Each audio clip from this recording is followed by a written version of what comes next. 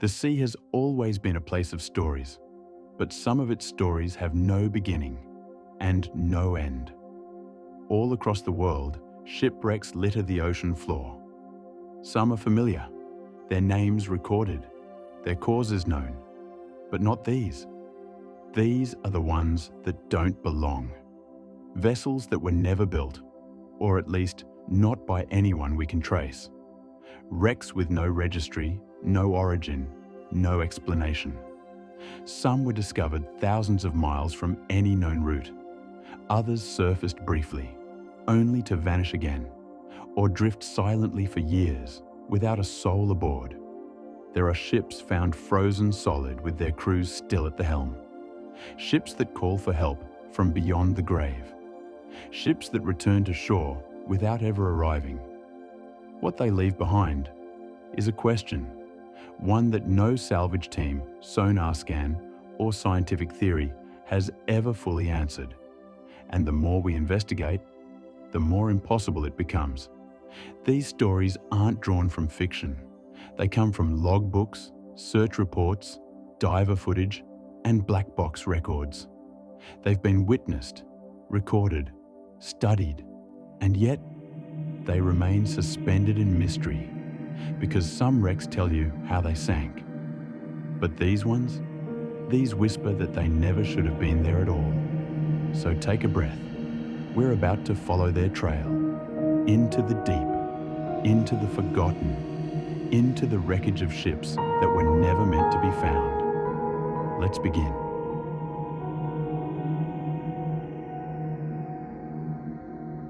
Our story begins with a storm, not the kind that churns the sea into chaos or rips sails from masts. This storm was quiet, forgotten, lost in the folds of time. It came sometime in the early 1st century BCE, near a rocky, uninhabited island adrift in the Aegean Sea. A jagged crescent of limestone and wind, known to modern cartographers as Antikythera, meaning, quite literally, opposite Kythera, a reference to the larger island that sits just to the north, caught between mainland Greece and Crete. The island is steep, remote, desolate.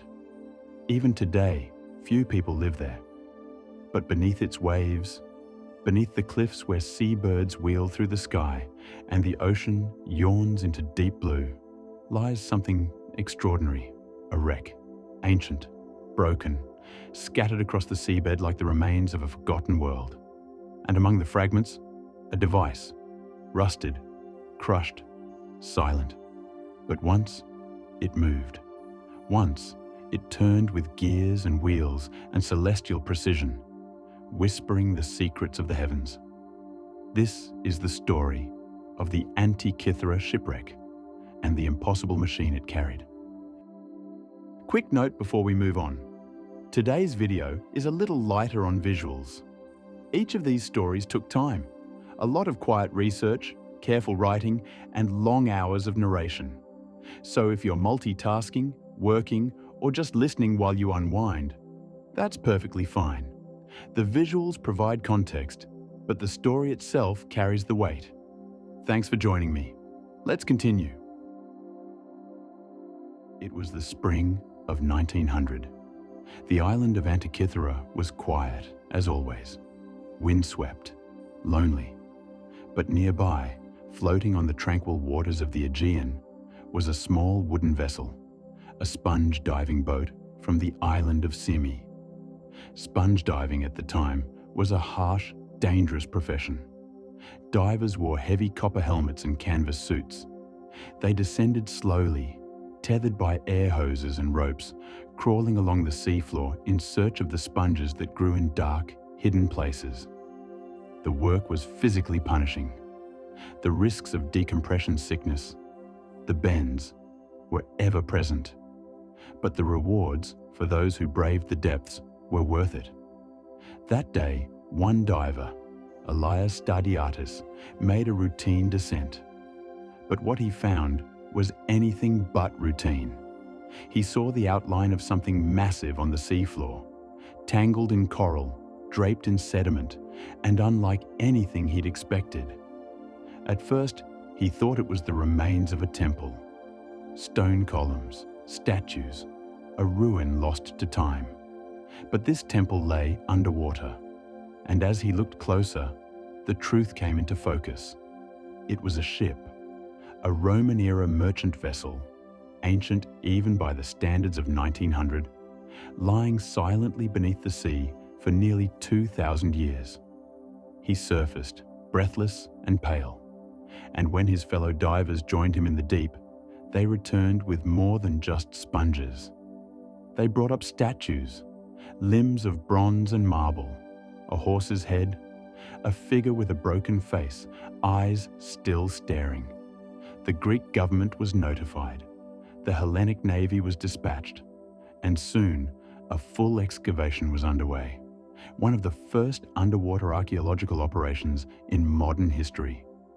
The site, however, was treacherous. The wreck rested at a steep angle, nearly 150 feet down. Many divers succumbed to the dangers of the depth and the primitive technology of the day. But the rewards were immense. Dozens of marble statues, bronze figures of gods and heroes, glassware, coins, jewelry. It was a time capsule, a sunken treasury of the ancient world. But among all the splendor was something small, something easily overlooked. A lump of bronze and wood crusted with corrosion. It didn't look like much. It wasn't beautiful. It wasn't regal. It was broken, forgotten in a storage crate for months, maybe even years. But when scholars finally looked closer, they saw something that changed history. Gears. Tiny, intricate, interlocking gears. And the remains of inscriptions, Greek letters engraved with care, barely legible beneath the rust. It didn't make sense. Nothing like this had ever been found from the ancient world. Mechanical gearing of this complexity wasn't supposed to exist until over 1,000 years later. Yet here it was, trapped in bronze, frozen in time, an ancient computer. For decades, the artifact, dubbed the Antikythera mechanism, was an enigma. Scholars argued. Theories rose and fell. Was it an astrolabe, a navigational tool, a hoax? X-rays in the 1970s revealed more of its internal structure. Dozens of gears laid out with mathematical precision. But still, the full picture remained elusive. Then, in the early 2000s, technology caught up. A team of researchers using 3D imaging and advanced scanning techniques peered into the heart of the device without disturbing it. What they found was astonishing. The mechanism had at least 30 interlocking gears. Some were so finely cut, they resembled the workings of a modern clock. And together, they did something incredible. They predicted the motion of the sun, the moon, the planets. They tracked lunar phases, modeled eclipses, even compensated for the moon's elliptical orbit, using a pin and slot mechanism that mimicked its apparent speed in the sky. All this more than 2,000 years ago, built by hand, without magnification, without modern tools, and inscribed across its surfaces were tiny letters, instructions, calendars, names of cities, references to astronomical cycles known from Babylonian and Greek astronomy, including the 19-year Metonic cycle, the 76-year Calippic cycle, and the 18-year Saros cycle, used for predicting eclipses. It was not just a machine, it was knowledge, encoded, preserved, hidden in plain sight. But who made it, and how? Theories abound. Some scholars believe it was built in Rhodes, an island known for its school of astronomy and engineering. Others argue it came from Pergamon, or perhaps Alexandria, that great beacon of ancient learning. There are tantalizing clues. Inscriptions reference athletic games held in specific cities, including Rhodes and Delphi, and stylistic elements of the letters suggest a construction date between 150 and 100 BCE. One name often surfaces in the debate: Hipparchus, a Greek astronomer from the 2nd century BCE, regarded as one of the fathers of trigonometry. He discovered the precession of the equinoxes, created the first known star catalogue, and developed mathematical models of the sun and moon's motion. Could Hipparchus have designed the mechanism, or someone influenced by his work? There's no direct evidence, but the math encoded in the gears aligns strikingly with his known theories. Still, even with such a genius behind it, how was it made? No other surviving device from antiquity comes close. The precision, the craftsmanship, the sheer conceptual leap. It's as if a modern watch were buried in a Roman ruin. Impossible, anachronistic, and yet undeniable. Some compare it to a UFO in a junkyard. Not because it's alien, but because it doesn't fit. It's too advanced, too refined.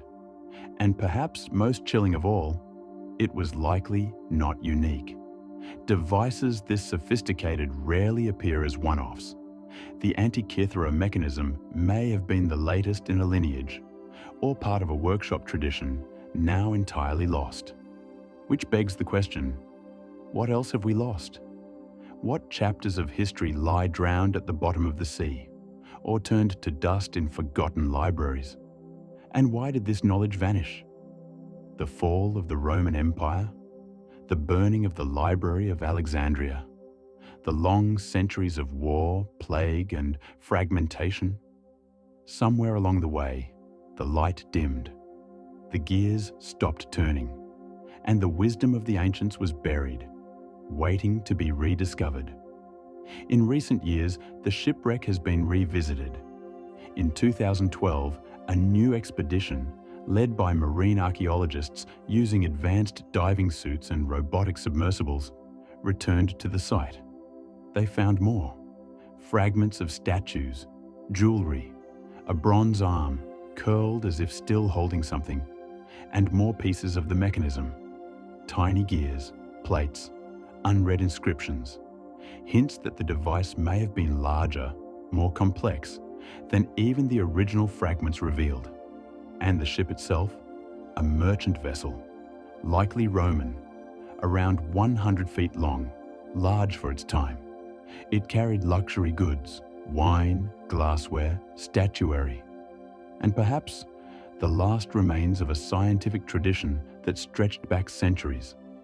Some speculate that the ship was en route to Rome, carrying spoils or gifts from the Eastern Mediterranean.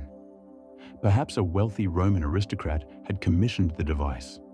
Perhaps it was bound for an emperor's collection. Or perhaps it was never meant to reach land, caught in a storm, pulled against the cliffs of Antikythera, shattered by the sea, and with it, a piece of human history, lost. The Antikythera mechanism remains one of archaeology's greatest puzzles, not because it's unexplained, but because it's explained too well. We know what it did. We know how it worked. We've even built replicas, using ancient techniques, forging gears by hand to match the originals. And still, we don't understand how it could exist, how a civilization from 2 millennia ago could create something so precise, so advanced, only to have it vanish, without a trace, for centuries. The mechanism forces us to confront uncomfortable questions about history, about progress, and about how much we really know about the past. Is our timeline accurate? Or are there gaps, blind spots, where brilliance once flourished and then disappeared? What else have we misunderstood? What other devices, what other ideas might lie waiting? Underwater, undisturbed, unknown. The Antikythera shipwreck is more than just a story of ancient mechanics. It's a mirror, reflecting the limits of our knowledge and the fragility of human memory. It shows us that the past is not a straight line, but a maze, with dead ends, forgotten rooms, and sudden openings into light. We often think of history as progress, a steady climb from darkness into knowledge. But sometimes it's a descent, a spiral, a mechanism turning backward before it moves forward again. Somewhere in the silence of the sea, those gears still turn. Not in bronze, not in steel, but in our minds, as we puzzle over what they meant and why they were made, as we wonder who built them and what else they knew. The Antikythera mechanism is not just a relic, it is a question, and like all great questions, it refuses to rest. Story 2.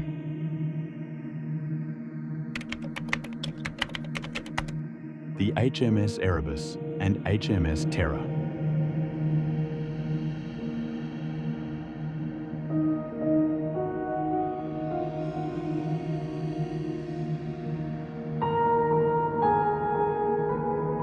From the ancient silence of bronze gears turning in the dark to the deep hum of forgotten oceans, not all mysteries lie in the past. Some drift, some wander for years beneath the ice, beneath the wind, beneath the northern lights. Some are swallowed by snow, and others by the sea. But even in disappearance they speak, of warnings, of ghosts, of things long buried, but never truly gone. And so we move now from the sunken shores of Antikythera to the frozen edges of the world, where two ships vanished, not just from maps or manifest, but from memory. For over 150 years, they were lost, until they were found. But what was found only raised more questions. This is the story of HMS Erebus and HMS Terror, and the men who sailed into legend. In the 1840s, Britain was a nation driven by conquest, not of land, but of knowledge. The age of exploration had given way to an age of mapping, of measuring, of mastery over the unknown. The last great prize of this era was the Northwest Passage, a fabled sea route through the Arctic, linking the Atlantic and Pacific Oceans. For centuries, it had been sought by merchants and monarchs alike, and now, in 1845, the Royal Navy set out to claim it. Two ships were chosen, HMS Erebus and HMS Terror. Both had seen service in polar expeditions before. Both had been retrofitted with the latest technology of the day. Iron plating on their hulls, steam engines, retractable screw propellers, heating systems. They were, by all accounts, the most advanced vessels ever sent into the ice. Commanding the expedition was Sir John Franklin, a seasoned explorer, 60 years old. This would be his fourth Arctic voyage. Alongside him were 128 officers and men. Some were Arctic veterans, others young and eager to make their mark. They departed from Greenhithe, England, on May 19, 1845. The world watched them go, cheered them from the docks. No one could have known that not a single man would return.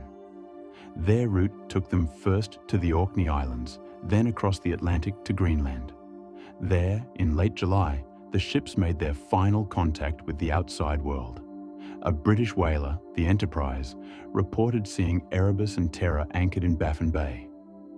From that moment on, they disappeared.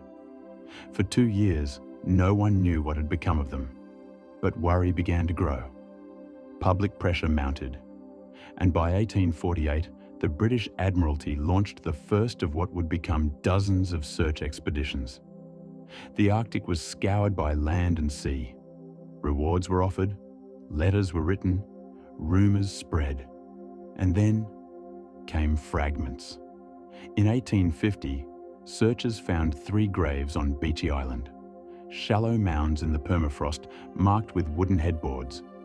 They belonged to members of the Franklin expedition, dead within the first year.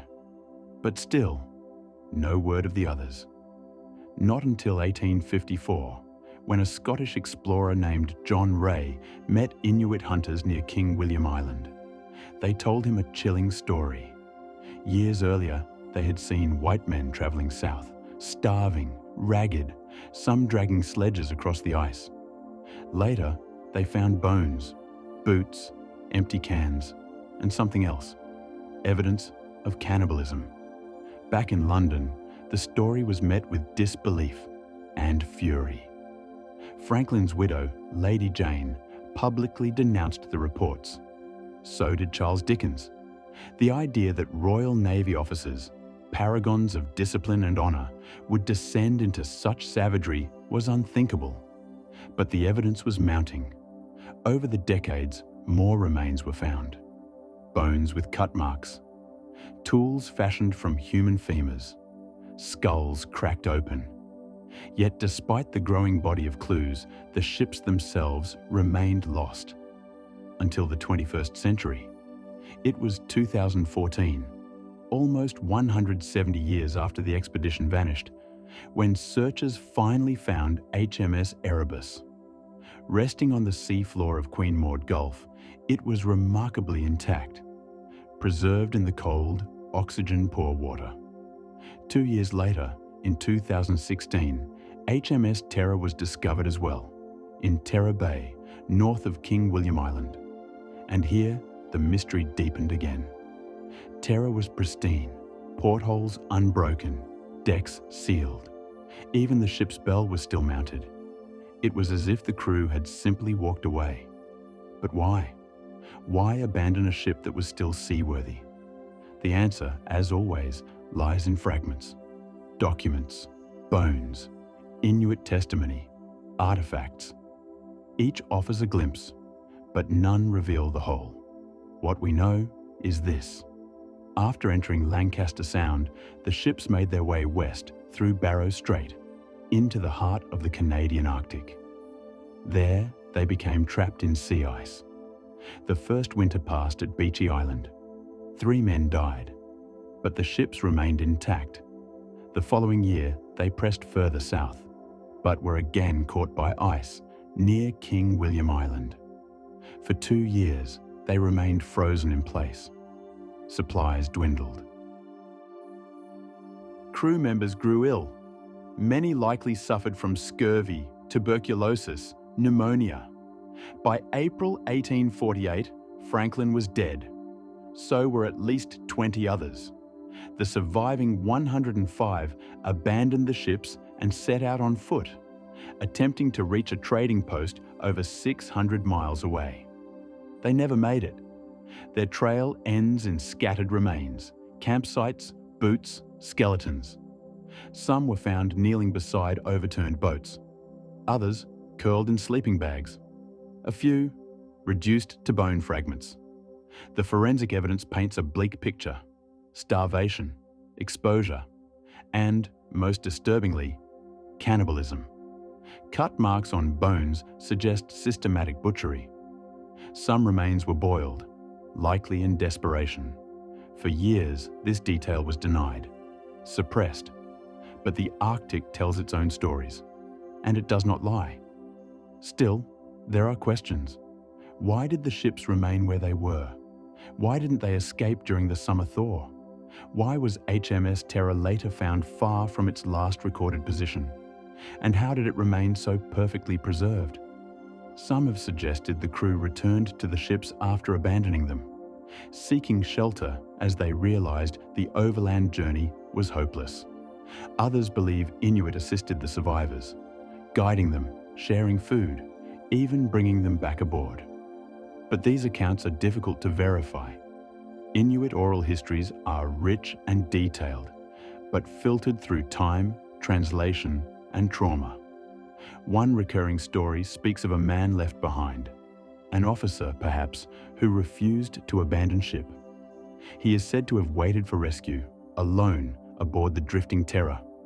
Sometimes he appears in dreams, pale and silent, staring out from a frost-covered window, an echo of a man, watching, waiting.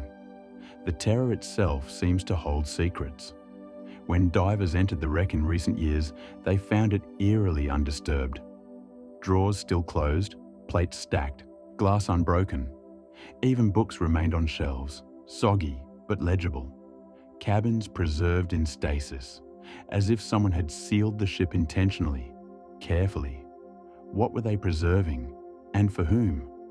One theory suggests the crew attempted to turn Terror into a sanctuary, sealing it against the elements, hoping it might survive until someone returned. Another proposes that they knew death was coming and wanted to leave behind a message, a memorial, a warning.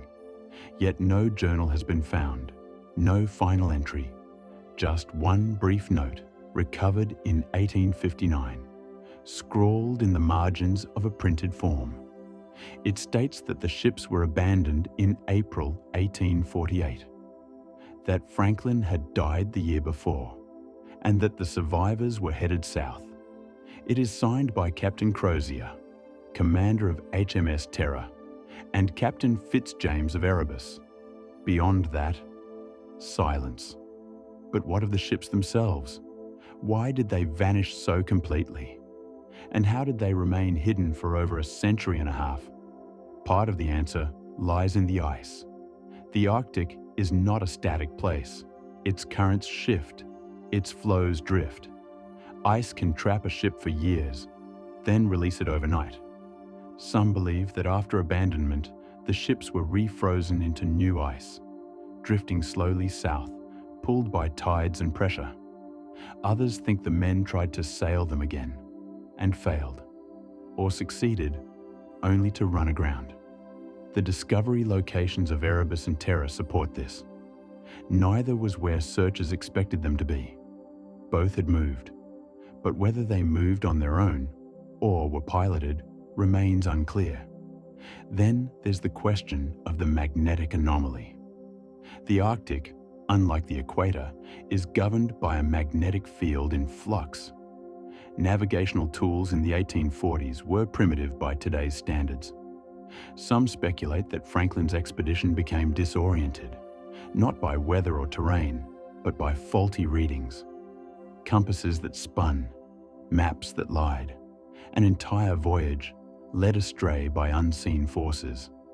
But beyond the practical, there is the strange, the inexplicable. Inuit stories tell of sickness aboard the ships, sudden, terrifying illness that spread like a shadow, of strange behavior, men wandering alone onto the ice, singing, talking to no one, of one man who ran into the snow and never returned, of others who sat staring at the sky for hours. Some say the land itself was cursed, the very ice rejecting their presence, that the spirits of the north do not tolerate trespass. There are tales of lights above the ships, green and red, flickering, of a beast, half man, half animal, stalking the camp at night, of drums echoing across the snow. Rational minds might dismiss these as inventions, hallucinations born of hunger, cold, and madness. But the Arctic is not a rational place. It is a place of silence, and silence does not explain. It only watches. Erebus and Terror remain protected. They are not open for tourism, not plundered or razed. They lie beneath the water, watched over by Parks Canada and the Inuit guardians of the land. Archaeologists explore them slowly, carefully, as if afraid of what they might find or awaken. Each year brings new discoveries: a shoe, a spoon, a photograph. In 2022, divers recovered a writing slate, its chalk markings still visible. They found sealed bottles, locked drawers, a ship's pantry still stocked with preserved food. It's as if the past is frozen, not just in time, but in intention. As if the men who died there left something behind, something they wanted us to find, or to fear. The Franklin expedition, once hailed as a triumph of empire, is now a cautionary tale of ambition, of hubris, of the limits of human endurance. It reminds us that the sea does not yield easily, that the cold is not merely temperature, but judgment, that some places are meant to be passed through, not conquered, and that when we ignore the warnings remember. In the end, Erebus and Terror were not just ships. They were questions. Sailing into the blank white of the Arctic, they left behind a trail of absences. No wreck, no survivors, no final message, only scattered bones, and stories whispered in the snow. Even now, with the wrecks discovered, with artifacts catalogued and museums built, the mystery remains. Why did they die? What broke their minds before it broke their bodies?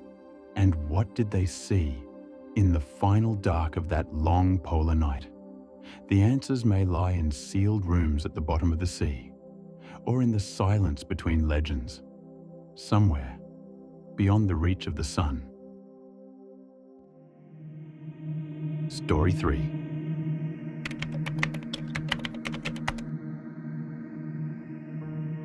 The Octavius.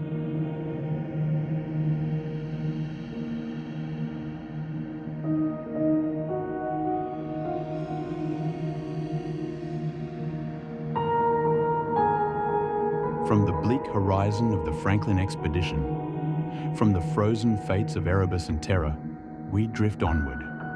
Somewhere between history and hallucination, the next tale waits. Not in the vast halls of the Royal Navy or under the scrutiny of modern sonar, but caught in the breathless silence of a forgotten century.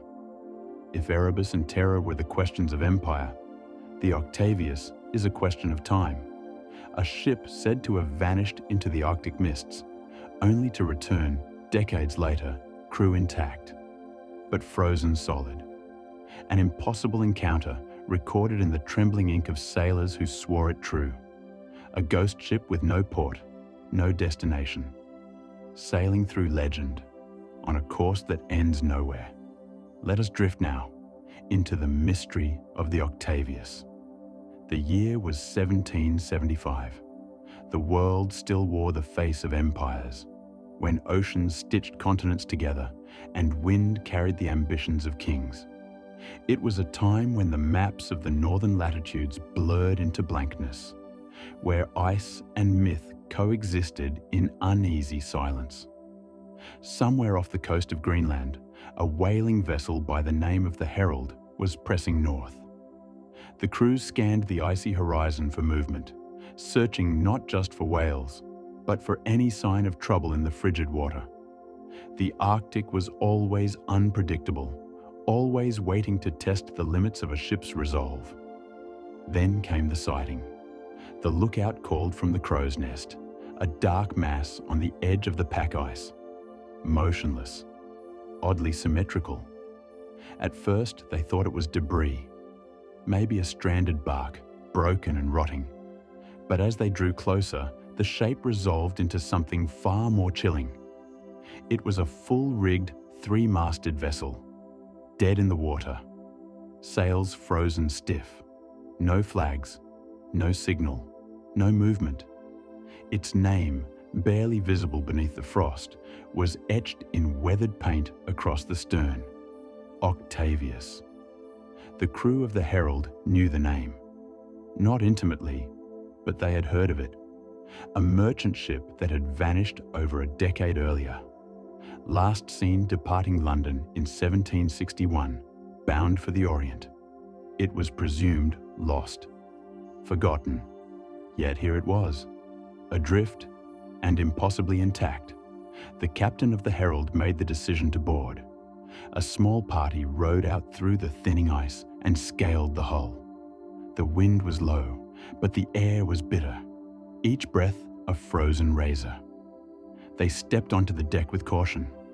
The ship creaked beneath their boots, the wood groaning with age and cold. Everything was still, too still. It was as if the ship were holding its breath. Below deck, they found what they would never forget. In the captain's quarters, sitting upright at his desk, was a man in full uniform, quill in hand, paper beneath him, frozen solid. His face was calm, serene, eyes wide open, staring through time. Around him, In the crew's quarters and mess were others, bodies slumped over hammocks and tables, mid-motion, one with an outstretched hand reaching toward a bottle, another curled under a blanket as if simply asleep, but none moved. They were perfectly preserved by the cold, or by something stranger. The boarding party didn't linger. They gathered what they could. One report mentions a logbook. Another claims they retrieved charts from the map table, brittle with frost. There are even whispers of a cargo hold still intact, filled with trade goods untouched since the ship left port. But it was the scene itself, the tableau of death frozen mid-breath, that stayed with them. 28 crew, 1 woman, 1 child, all frozen. The Herald didn't tow the Octavius back. The ice was too dense, the risks too high. They left her there, drifting, alone, a vessel out of time. And just like that, the Octavius vanished again, never seen since. Only the story remained. Whispers in sailors' taverns, mentions in naval logs, a brief report filed by the Herald's captain, half believed, half dismissed. But the details were too precise, and the fear in the retellings too real. What happened to the Octavius? Why did she vanish for so long, only to return, a floating tomb? And what force held her crew in such unnerving stillness? To answer that, we must return to her voyage. According to the records, scattered and incomplete, the Octavius left London in 1761, bound for China. It was a long, arduous route, but one well-travelled by merchant ships of the time. She carried a full complement of crew, goods for trade, and, if rumours are to be believed, a captain accompanied by his wife and young son. The journey from London to the Far East would have taken many months, but such delays were common. What made the Octavius unique was what happened next. Rather than return the same way, down through the Indian Ocean, around the Cape of Good Hope, and northward, its captain made a decision, a dangerous one. He chose to attempt the Northwest Passage, the fabled northern shortcut connecting the Pacific to the Atlantic. A route so perilous, so unpredictable, that few dared attempt it. But the year was unusually warm. Arctic ice had receded further than normal, and the lure of a quicker return journey, combined with the pride of being among the first to complete the passage, proved irresistible. They set sail north, past the Bering Strait, and vanished into legend. Nothing was heard from them again, until the day they reappeared, entombed in ice. Theories abound. Some believe the Octavius became trapped in shifting pack ice and was immobilized. Unable to break free, the crew may have succumbed to starvation, exposure, or carbon monoxide from makeshift fires lit to warm the hull. But if that were the case, why were they frozen in such lifelike poses? Why not huddled in corners or curled in agony? Others suggest something stranger, that the Octavius didn't merely drift, but was caught in a time loop, a whirlpool of cold and silence that kept her sealed from the world. The perfect preservation of her crew, too pristine to be explained by natural cold alone. More speculative voices hint at curses, Arctic spirits offended by the intrusion of foreign sails. The Inuit tell of places where the cold is alive, where time stands still, where the wind is not just wind, but a memory of something older than man. Could the Octavius have entered such a place? There's another possibility, one more rooted in physics than folklore. In extreme cold, decay halts. Bacteria die. Tissue stiffens. Even movement can be paused, suspended in a kind of natural stasis. Could the Octavius have frozen so completely that it became a floating crypt, unchanged for years? If so, why did it return precisely where it did? Was it guided by current, by chance, or did it follow a route it never abandoned? sailing home long after the crew had passed. Some maritime historians propose a more tragic and human version of events, that the captain, realizing they were doomed, dressed his crew, arranged them, positioned himself at his desk, left them in dignity, a final act of command, a funeral at sea staged by those who knew the end had come. It's poetic, but also chilling, because if true, it means the Octavius did not drift by accident. She was steered, guided, her course set not by wind, but by will. It is possible, even likely, that the ship's rudder froze in place, that the sails stiffened, and that the current carried her as a leaf on the sea. But the story doesn't feel accidental. Something about the Octavius haunts the imagination. She appears and disappears. No other ships reported her, no wreckage found, no recovery expedition mounted. Just that one brief encounter, like a flicker in the fog. And then, silence. Skeptics argue the Octavius never existed, that the story is a sailor's yarn embellished over time, and yet no record has surfaced disproving it. No alternative origin, no confession of fabrication, just a fragment of history. Too strange to dismiss, too sparse to confirm. What gives the tale its weight are the consistencies. The name, the location, the number of crew, the detail of the captain at his desk, repeated in every version. It's always 1775, always off the coast of Greenland, always the same image, a ship returning from a forgotten passage, its story frozen mid-sentence. There is a logbook, allegedly recovered. Most scholars dismiss it as apocryphal, but according to some, its final entry reads, "No hope remaining. We are trapped. The cold is absolute." I write these words knowing they will not be read, not by man of this age or the next. The sun has not risen in 3 days. I fear we have entered the domain of something that was never meant to be crossed. No signature, no date. But if true, it paints a picture of creeping madness, of a man watching the world freeze around him. The fact that we can't confirm the logbook's existence only deepens the mystery. In the decades since, the Octavius has become more than a tale. She's become a symbol. Of what? That depends on who you ask.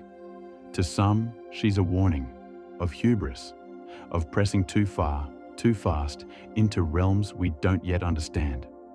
To others, she's a myth made manifest, proof that not all mysteries live in books. Some still sail, quiet and unseen. And to the few who believe deeply, she's still out there, adrift, ice-covered, caught in the windless gyres of the high Arctic. Her sails still stiff, her crew still staring, waiting for another ship to find them, but none has. Searches have been conducted, papers written, expeditions proposed, but the Octavius never appeared again. Not a single plank, not a trace.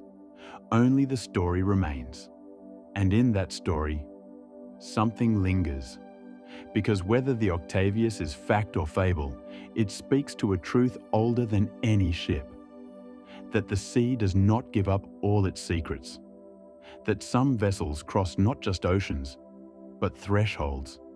And that in certain corners of the world, time does not behave as it should. So if you find yourself sailing north, toward the edge of the known map, and if the fog grows thick and the compass begins to spin, and if, on the horizon, you glimpse a tall masted ship with blackened sails and no wake, think twice, because some ships do not seek rescue. Some ships only carry echoes, and the Octavius is one of them, a ship with no port, no home, only a memory, frozen in place, sailing still, through mist, through myth, and into the quiet. Story 4.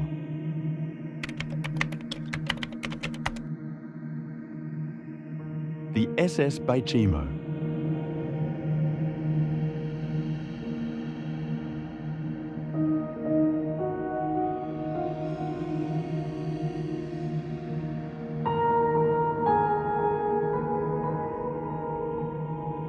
The ghost ship that wouldn't sink from the silent drift of the Octavius, its frozen crew locked in time. We now move forward through the ice and into another mystery equally chilling, but far more persistent. Because not all ghost ships vanish into legend. Some linger. They do not sink, they do not rest, they simply continue. This is the story of the SS Baichimo, a ship that refused to die. A vessel abandoned to the ice in 1931. And yet, for nearly 4 decades, she kept returning. Sighted again and again across the Arctic horizon, always adrift, always empty. Her decks creaked with age. Her silhouette haunted the white horizon. But she sailed on, without a soul aboard. Let's follow the path of the Baichimo, a ghost ship not swallowed by myth, but by ice, wind, and time. It begins in the cold, hard north.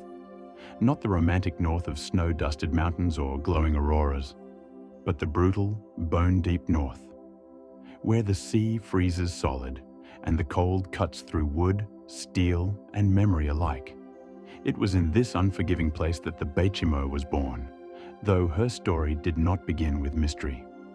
She was built in Sweden in 1914, a practical steel-hulled cargo ship designed for the harsh routes of northern trade.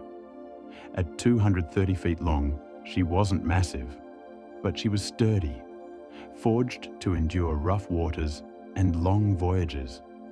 Originally named Ångermanälven, she served the Baltics during the World War I. But after the war, she changed hands, sold to the Hudson's Bay Company, a powerful trading empire that had operated in the Canadian Arctic for centuries. They renamed her Baichimo, and under this new banner, she became a lifeline between remote Inuit settlements and the wider world. Her cargo, furs, pelts, supplies, tools, flour, coffee, things needed to survive in a place that gave nothing freely. Each year, she would sail up through the Beaufort Sea to ports like Cambridge Bay and Herschel Island, hugging the coastline of the Northwest Territories and Alaska. The waters were treacherous, the schedule was tight, and the window for safe passage was short, just a few months before the Arctic ice sealed the ocean shut. By the late 1920s, the Baichimo was a familiar sight to the people of the North. Reliable, weather-worn, a workhorse with a reputation for resilience. But in the fall of 1931, something changed. That year's voyage began like any other. Baichimo left Vancouver in early summer, making her way up the Pacific coast and around to the remote Alaskan outposts. She was captained by Cornelius Tuke, a seasoned sailor with years of Arctic experience. His crew numbered around 3 dozen hardened men who knew the dangers of their route. By October, they were finishing their return trip, sailing westward along the Alaskan coast, loaded with a valuable cargo of furs. But the season had turned early. The weather grew unpredictable, and on October 1st, they became trapped. Somewhere near Barrow, today called Utqiagvik, the Baichimo was caught in pack ice. Solid, thick, unyielding. The ship ground to a halt. They waited, hoping for a thaw. But the days grew colder. The sea, once a highway, had become a cage. A week passed, then another. On October 8th, the crew attempted a desperate move. The ice shifted slightly, just enough to allow them to offload cargo onto the ice itself, fearing the Baichimo might sink. But she didn't. Not yet. Instead, a blizzard struck. Blinding snow, freezing winds. When it cleared, the Baichimo had vanished. Vanished. The crew assumed she had sunk, pulled beneath the ice. Heartbroken, they made their way to the town of Barrow, several miles away, where they built a makeshift camp to wait for rescue. But then, just days later, a hunter returned with strange news. He had seen a ship stuck in the ice, not far from the coast. Could it be? A party set out to investigate, and there, 15 miles from where she'd last been seen, was the Beichimo. Still intact, still upright, still alive. What followed was a bizarre dance between man, ship, and ice. The Hudson's Bay Company sent out rescue teams. They attempted to salvage what they could. Some of the crew insisted on staying aboard the ship, hoping she might break free. Others feared she would be crushed and chose to remain on land. Another storm struck, and when it cleared, she was gone again. This time for good, or so they thought. The Beichimo had drifted free on her own, unmanned, untethered, alive. And thus began one of the strangest chapters in maritime history, because she didn't sink, she didn't ground, she didn't rot. She sailed for years, then decades. Sightings began to trickle in, from whalers, from Inuit hunters, from passing ships and research crews, always the same. A dark silhouette on the ice's edge, sometimes lodged in a pressure ridge, sometimes drifting through open water. Her decks eerily empty, her hull rusted. She was seen near Point Barrow in 1933, then again in 1934, by a group of Inupiat hunters who boarded her, explored her cabins, and left her untouched. In 1935, she was spotted 250 miles away, drifting silently through the Chukchi Sea. In 1939, she was seen again, then in 1940, and again in 1941. Each time, no crew, no purpose, just a ghost ship roaming through a frozen labyrinth. At one point, a group of Inuit attempted to claim salvage rights and board her. But the weather turned. The ice shifted. She slipped away. No one could hold her. No one could claim her. She belonged to the Arctic now. Some called her cursed. Others said she was protected by spirits, that the ancestors of the land kept her moving, kept her hidden.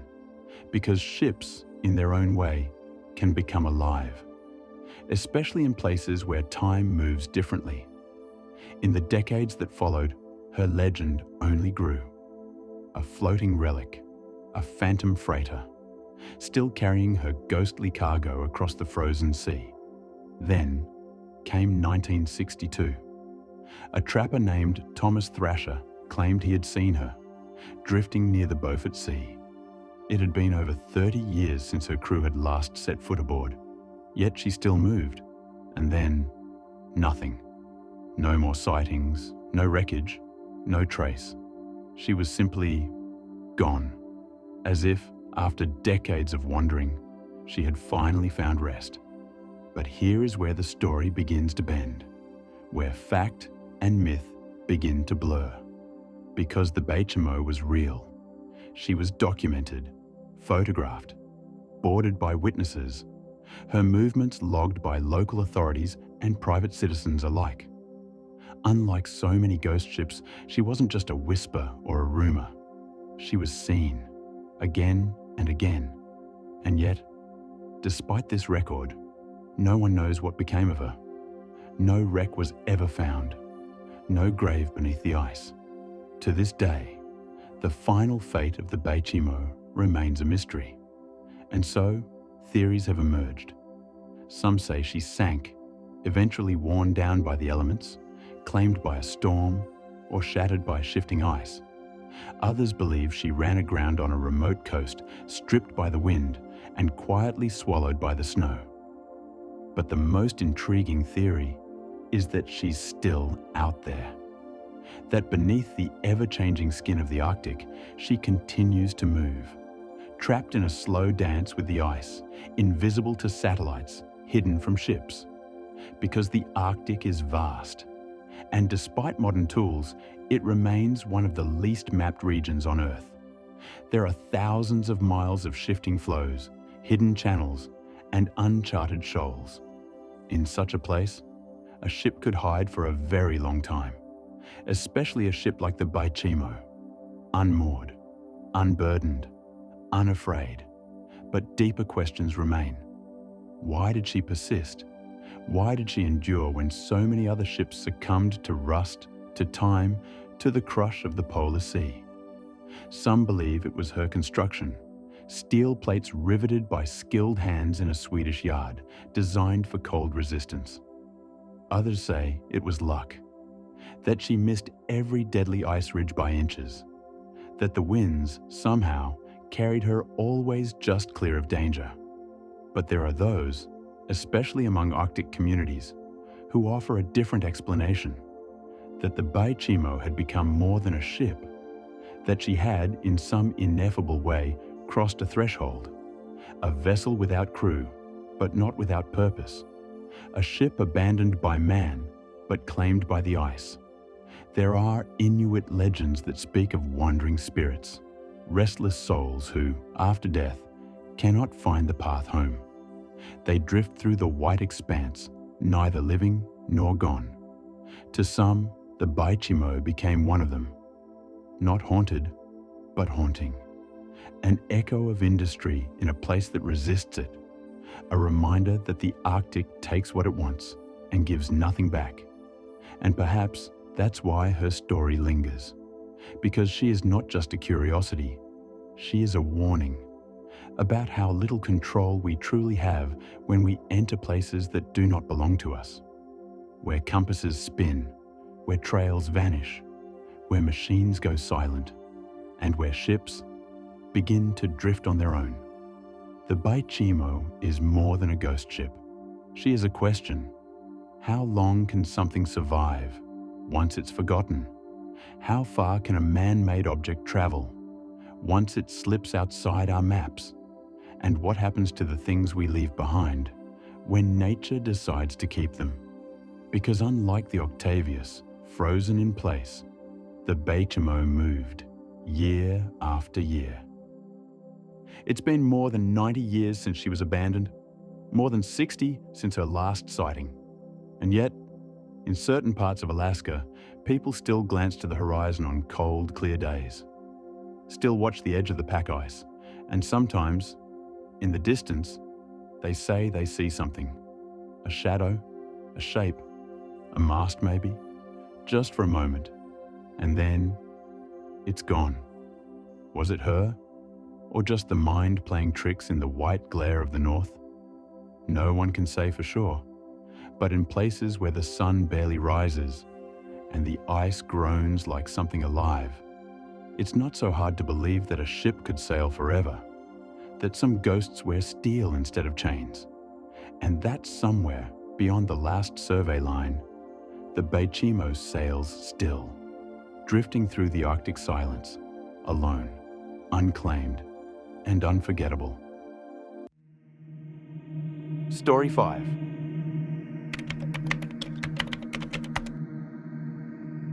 The Mary Celeste.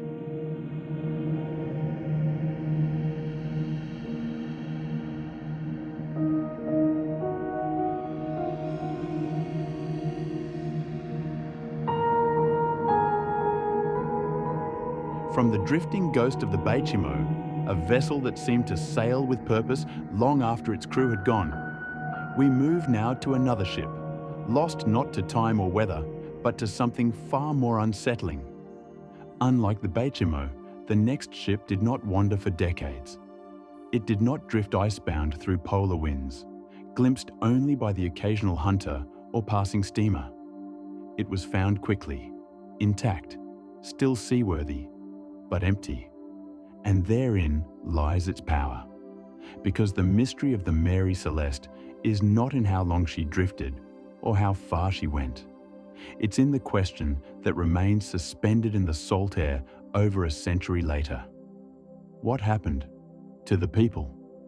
Let's drift now to calmer waters, to the mid-Atlantic in the late autumn of 1872, to a place and time when the ocean was the highway of the world, and a ship could vanish not just from sight, but from reason. This is the story of the Mary Celeste.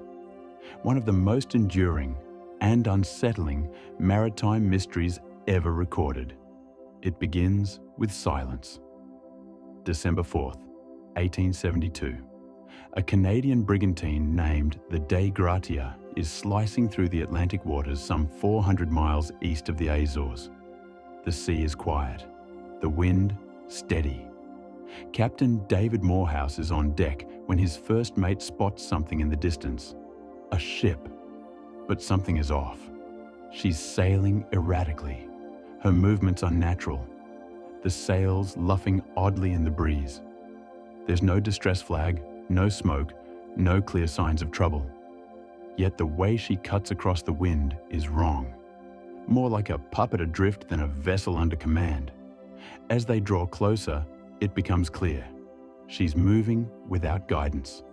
No one is at the helm. No one can be seen on deck. The ship is eerily silent, almost too still for a vessel underway. Morehouse orders a boarding party. What they find is a scene that will echo through maritime history. The ship is the Mary Celeste. Her last known voyage had begun just a month prior, on November 7th, from the port of New York. She had departed for Genoa, Italy, carrying 1,701 barrels of industrial alcohol and a crew of 7. Also aboard, Captain Benjamin Briggs, his wife Sarah, and their 2-year-old daughter Sophia. By all accounts, Briggs was a capable and devout man, experienced at sea, respected by his peers, and trusted by his employers. The Mary Celeste was seaworthy. The weather had been fair, the route routine. And yet now, here she was, completely deserted. No lifeboat, no signs of struggle, and no clear reason why. Below deck, the mystery deepens. The ship's cargo is intact. Not a single barrel appears to be missing, though later analysis would reveal that 9 of them were inexplicably empty. Personal belongings remain undisturbed, clothing still in drawers, the captain's logbook resting on his desk, cups and cutlery stowed in their usual places. The galley is stocked with food. Meals had been prepared, but never eaten. There is no sign of fire, no indication of violence, no evidence of illness or sudden catastrophe. Even more unsettling, the ship is seaworthy. There's some water in the bilge, but it's far from critical. The sails are in poor shape, some torn and flapping loose, but the vessel itself is not damaged. She could have continued sailing. She should have continued sailing. But her people are gone. The last entry in the log is dated 10 days earlier, November 25th, and notes nothing unusual. By all indications, something happened after that date. Something that caused 10 people to vanish, voluntarily or otherwise, from a ship that had everything it needed to reach its destination. The Dei Gratia takes the Mary Celeste under tow and sails her to Gibraltar. There, a legal inquiry begins, as does the myth-making. Because what unfolds is not just an investigation, it is the birth of a legend. The court proceedings are long and contentious. Suspicion initially falls on the Dei Gratia's crew. After all, they stood to gain from salvaging the abandoned ship. But there's no evidence of wrongdoing. No valuables were stolen. No signs of struggle found. The crew of the Dei Gratia is ultimately exonerated, and a salvage reward is paid. But that does little to quiet the questions. Why would an experienced captain abandon a functional ship?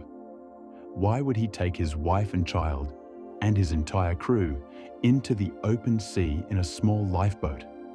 Especially when there was no sign of imminent danger. Theories began to swirl, then multiply. Some were mundane, others outlandish, and none were ever proven. One of the earliest and most logical explanations focused on the missing barrels of alcohol. 9 were found to be empty, their wooden staves split. The theory goes that these barrels, made of a more porous red oak, may have leaked, filling the ship's lower decks with noxious fumes. Captain Briggs, fearing an explosion, might have ordered the crew to ventilate the ship, or even to temporarily abandon it, believing it was on the verge of catastrophe. In this scenario, the lifeboat would have been tied to the Mary Celeste by a tow rope, allowing the crew to return once the danger had passed. But what if the rope snapped? What if the wind picked up? A sudden squall could have separated them from the ship, leaving them adrift in the open sea, doomed to die just miles from safety. It's plausible, but it doesn't explain everything.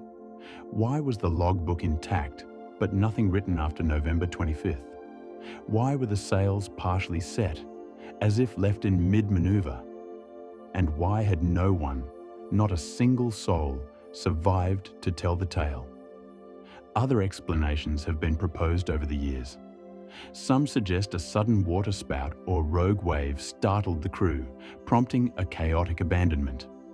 But again, the Mary Celeste was found upright, stable, and in good condition. Could a seaquake have jarred the vessel and convinced the captain she was taking on water?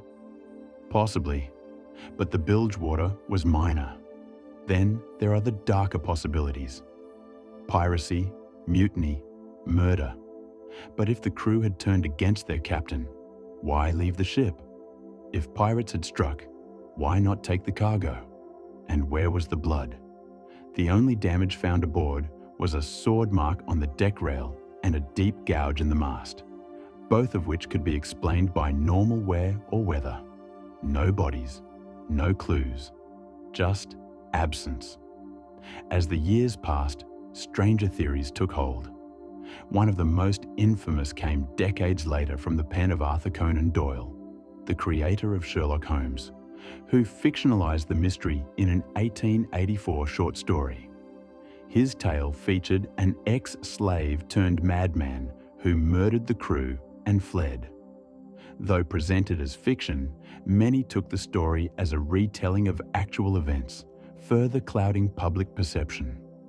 Soon, the Mary Celeste became a ghost ship in every sense, a symbol of the unknowable, of things half seen, half understood, the kind of mystery that breeds more questions the longer you stare into it. Even modern investigators have struggled to produce answers. In the late 20th century, maritime historians re-examined the ship's construction, her cargo, and the conditions at sea in November 1872. They found that the ship may have been sluggish in heavy weather, and that her cargo of alcohol could indeed have produced flammable fumes. But they also noted that Captain Briggs was not a man prone to panic. He was thoughtful, measured, and deeply religious, which only makes his disappearance, and that of his wife and young daughter, all the more inexplicable. Some have suggested that the answer may lie in a series of cascading events.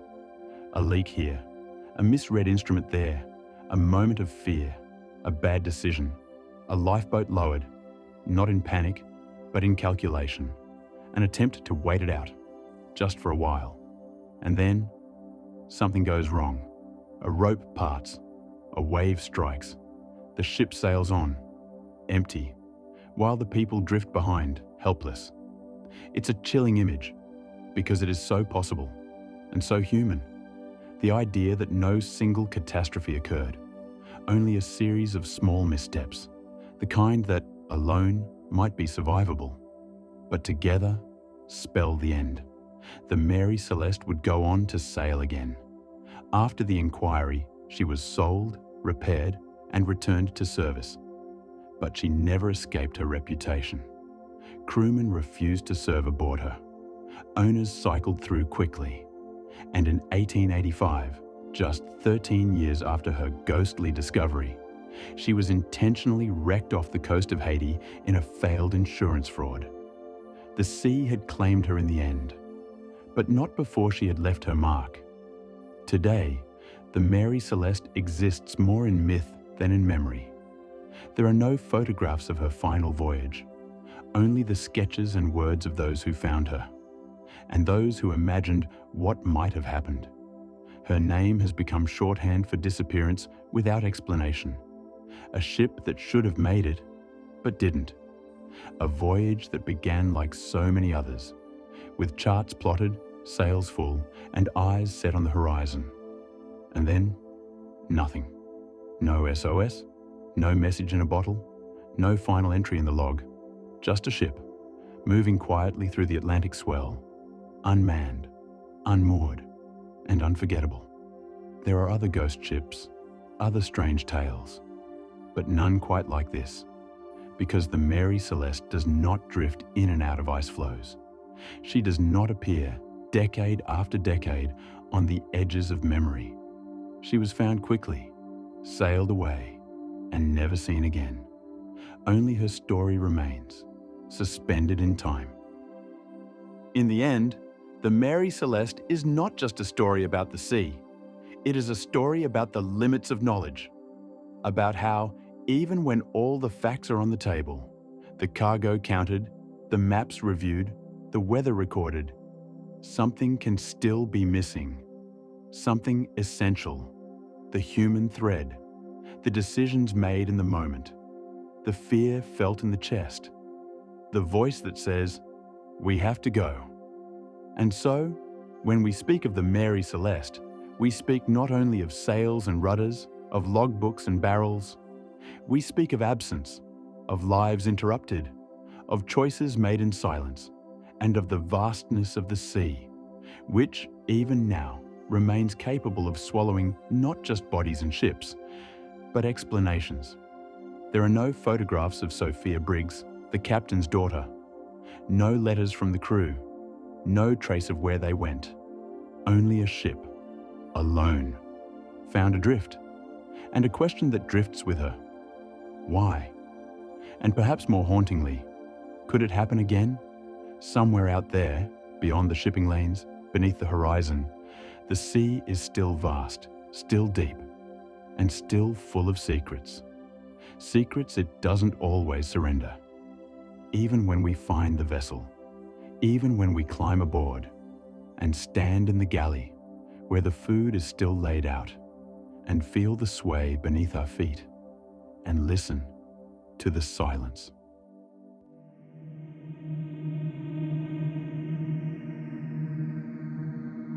Story 6. The Orang Medan.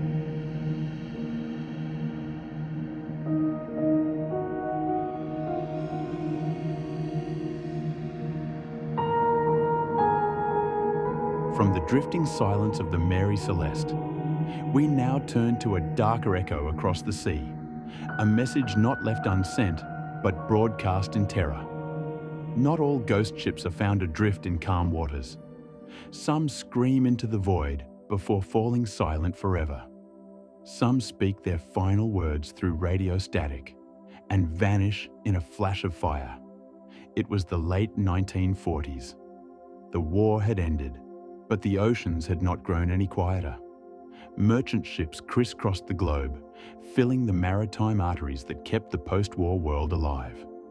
In Southeast Asia, the narrow lanes of the Strait of Malacca churned with activity, a bottleneck between the Indian and Pacific Oceans, where cargo vessels, patrol boats, and passenger liners passed daily through waters both ancient and contested.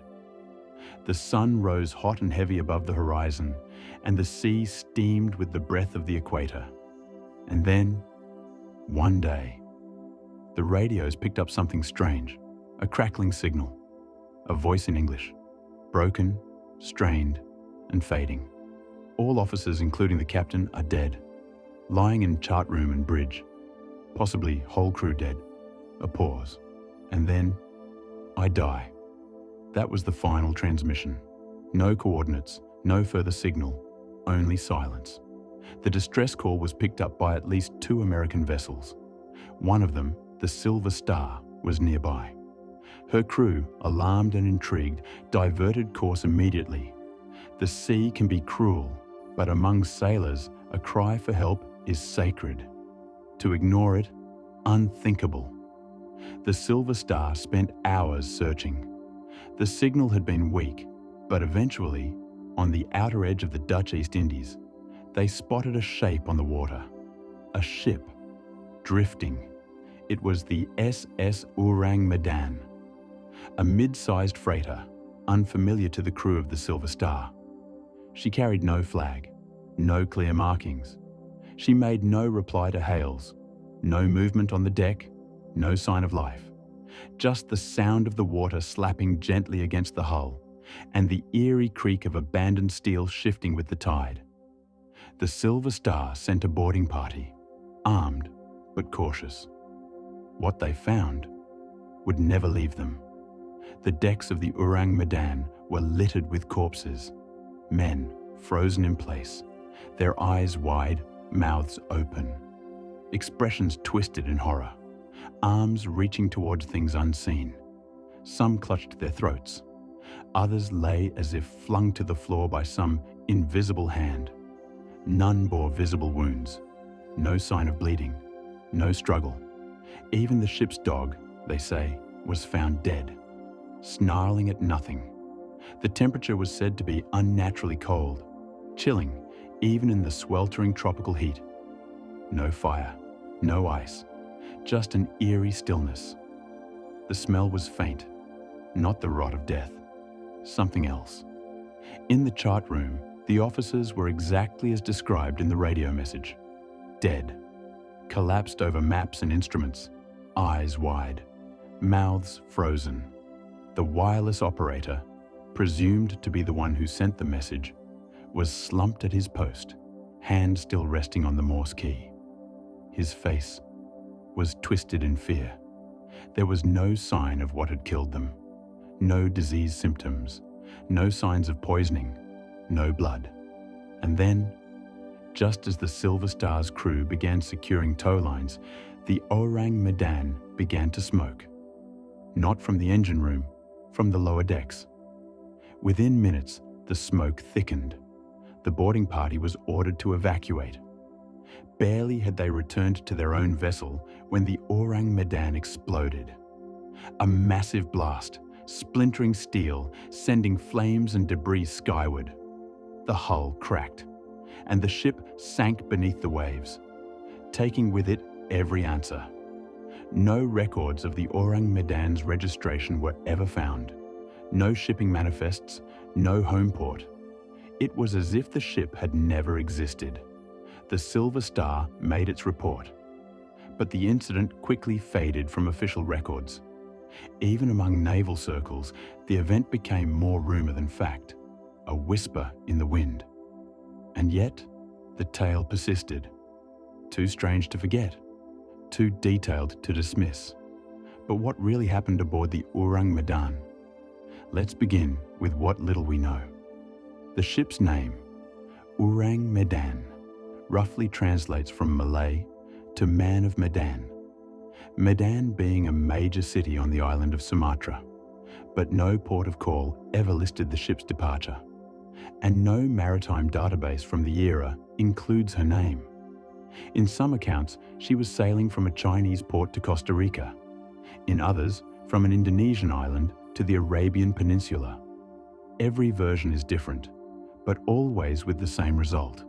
A crew, dead. A ship, aflame. And a mystery, submerged.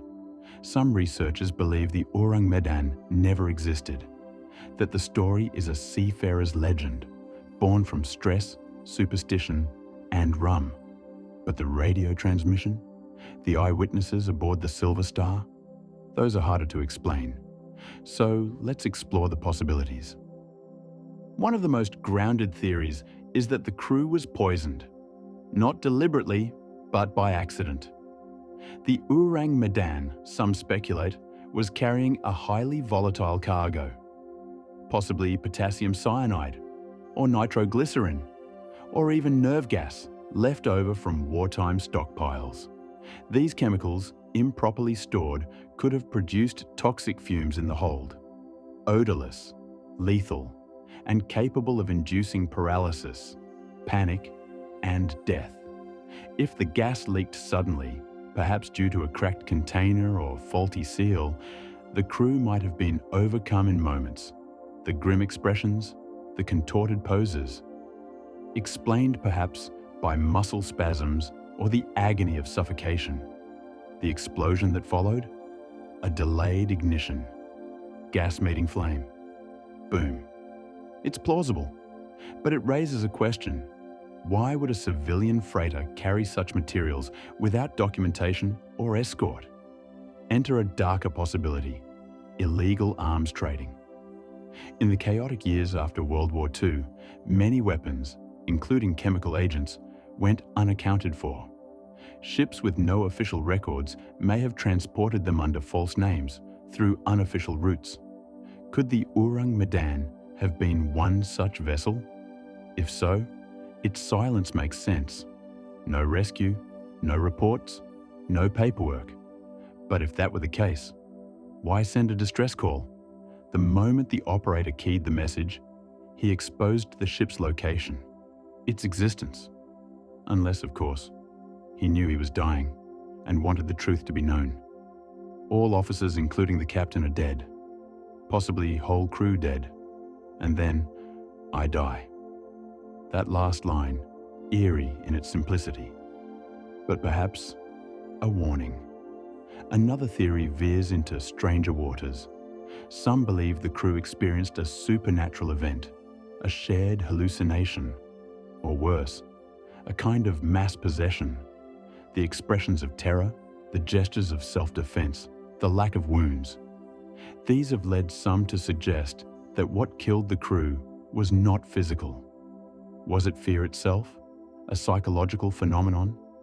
Could they have been driven to madness by something they saw or heard? It wouldn't be the first time the sea played tricks on the mind, but for an entire crew to perish simultaneously, without chaos, without a fight, that's harder to accept.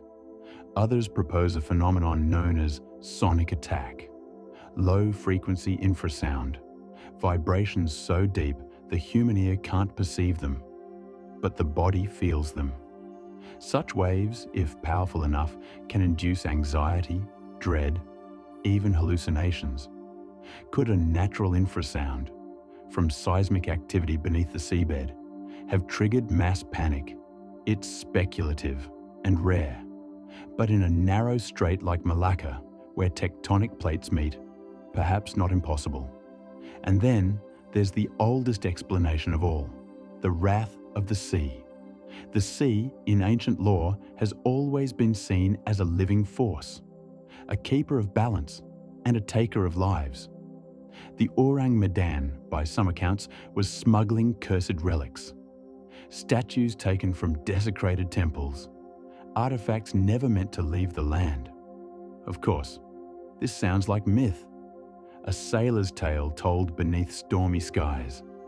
But these stories survive for a reason. They echo something we've long suspected, that some things are better left untouched. Whether a cursed cargo, a chemical mishap, or something we can't explain, the Orang Medan's fate was sealed not by battle, but by silence. And yet, it spoke. It cried out.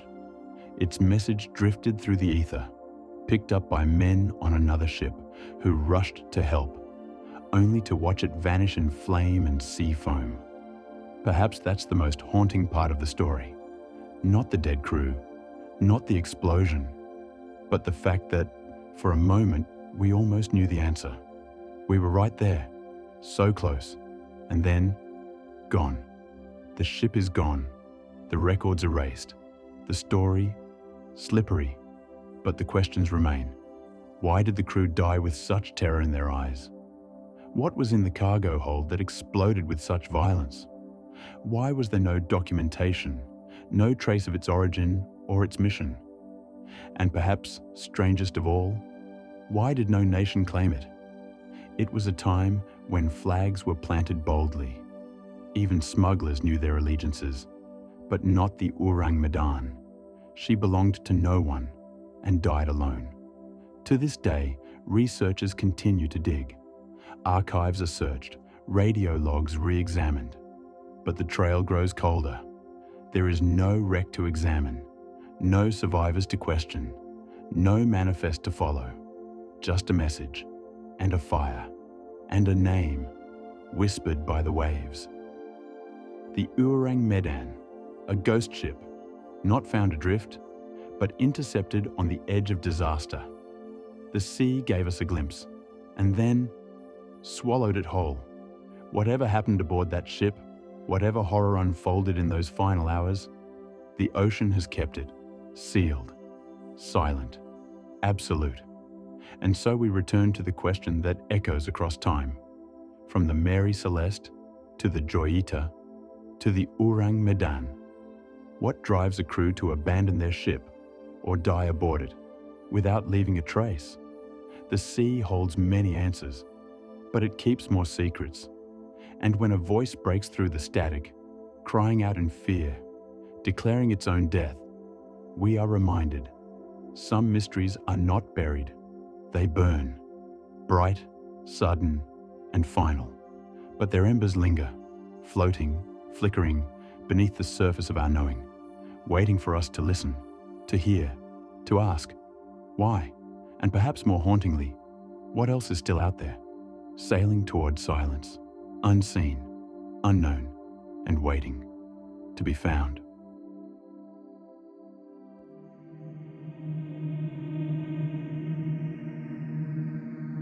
Story 7.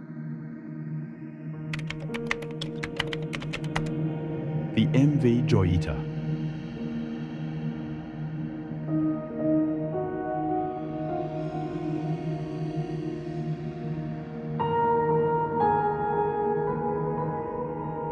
From the flames of the Orang Medan, a ship found too late, its crew reduced to lifeless forms and its distress call fading into static, we drift now towards something quieter, stranger, not a vessel found in a blaze or engulfed in flame, but one found eerily intact, still afloat, still whole, but empty. A ship not destroyed, but abandoned. A mystery not defined by wreckage, but by the haunting silence of what was left behind. Because the sea doesn't only swallow what it kills, sometimes it gives it back. And what it returns can be far more disturbing than anything torn apart in a storm. This is the story of the MV Joyita, a ship that set sail with 25 souls on board, and returned without a single one. In the world of maritime mysteries, few are as unsettling, or as meticulously strange, as this one. The Joyita wasn't supposed to be legendary. It wasn't built for infamy. Originally, it was a vision of elegance. A luxury yacht constructed in Los Angeles in 1931 for a Hollywood film director named Roland West. Its name, Joyita, means little jewel in Spanish. And for a time, that's exactly what it was. White painted, sleek and lavish, the Joyita was designed for calm waters and curated parties, not the wide and wild Pacific. But fate has a way of changing what things are for. As World War II surged across the globe, the Joyita was drafted into military service. The US Navy converted the ship into a patrol boat, reinforcing its structure and altering its purpose. It became a workhorse, built less for beauty and more for durability. And while its luxury days were over, the modifications gave it a new edge: unsinkability. Its hull was constructed from a strong, buoyant cedar wood, a material known for staying afloat, even when breached. Internal buoyancy tanks were added, making the ship incredibly difficult to sink. And over time, that reputation stuck. The Joyita was tough, resilient, practically invincible to the sea. But no ship, no matter how buoyant, is immune to what it carries. By 1955, the Joyita had changed hands multiple times. She was old now, a little worn, a little patched, but still respected. Her new owner, Captain Thomas Dusty Miller, was a seasoned mariner. British by birth, Pacific by nature. He was known as a careful man, grizzled but steady. No flair for drama, no history of recklessness, Just decades of experience, thousands of miles of salt behind his eyes, and a calm hand on the wheel. On October 3rd, 1955, the Joyita prepared to set sail from the port of Apia in Western Samoa. Its destination was the Tokelau Islands, a chain of tiny atolls some 270 miles to the north. A 2-day voyage at most, nothing unusual. There were 16 passengers and 9 crew members on board. Among them, Dr. Alfred Fred Dennis, a well-known New Zealand physician. He was scheduled to perform surgery on a patient in Tokelau, an urgent procedure. The ship also carried cargo, medical supplies, food, barrels of oil, lumber, and a few crates marked radio equipment. Weather conditions were good. The sea was cooperative. The departure was delayed by a few hours, nothing uncommon in these parts. But by the afternoon, the Joyita had finally slipped out into open water, engines humming beneath her deck. She was expected to arrive in Tokelau within 48 hours. She never did. Days passed, then a week. No ship, no signal, and worst of all, no distress call. At first, authorities thought the Joyita had experienced engine trouble and drifted off course. Perhaps the radio failed. Perhaps the currents had taken her. The ship was known to be sluggish. Her main engine had a reputation for acting up. But by the second week, concern turned to panic. Search planes were dispatched.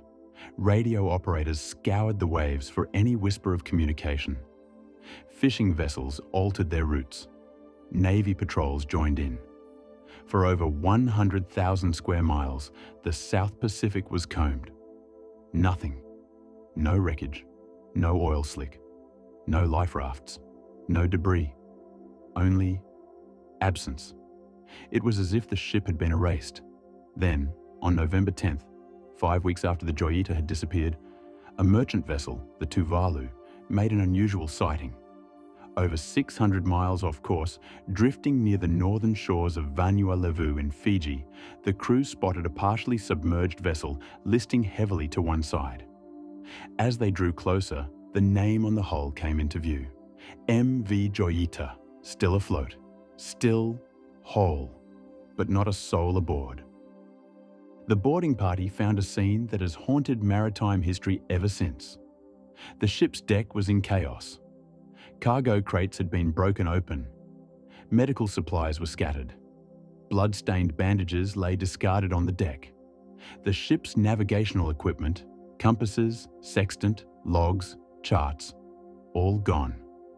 The radio was set to the distress frequency, but its antenna had been snapped, rendering it useless. Nearby, the captain's logbook was missing. The clocks aboard had all stopped, frozen at exactly 10:25. The lifeboats were gone, as were the life rafts. There was no sign of a struggle, no bullet holes, no burns, no obvious storm damage. And yet, the Joyita was badly listing. Its port side dipped so low it nearly kissed the waterline. Still, it hadn't sunk. Even with heavy flooding in the engine room, the Joyita remained stubbornly buoyant. The investigators were left with a singular question: why abandon a ship that could not sink? When the Joyita was finally towed back to harbour, experts began their analysis. What they found only deepened the mystery. The main engine's clutch had failed, a serious but not necessarily fatal malfunction. The auxiliary engine, designed for emergencies, was covered with tarpaulins, as if someone had tried to shield it. Fuel tanks were full. The bilge pumps weren't working. The pipes appeared clogged, which explained some of the flooding. But even with all these issues, the ship had never been in danger of sinking. Captain Miller would have known that. Everyone familiar with the Joyita would have known that. So why the abandonment? And where did the passengers go? No trace of the 25 individuals was ever found. Not in the water, not on the surrounding islands, not even a piece of clothing. No bones, no bodies. Just the occasional whisper. a rumor passed along the docks. One theory emerged quickly, that the crew, believing the ship was sinking due to its severe list and non-functional pumps, panicked. Perhaps the water in the lower deck made it seem worse than it was. With the radio broken and no way to call for help, they might have taken to the life rafts, hoping to drift toward land. But if that were true, where were the rafts? And why leave supplies behind? Barrels of water, tinned food, medical kits, all abandoned.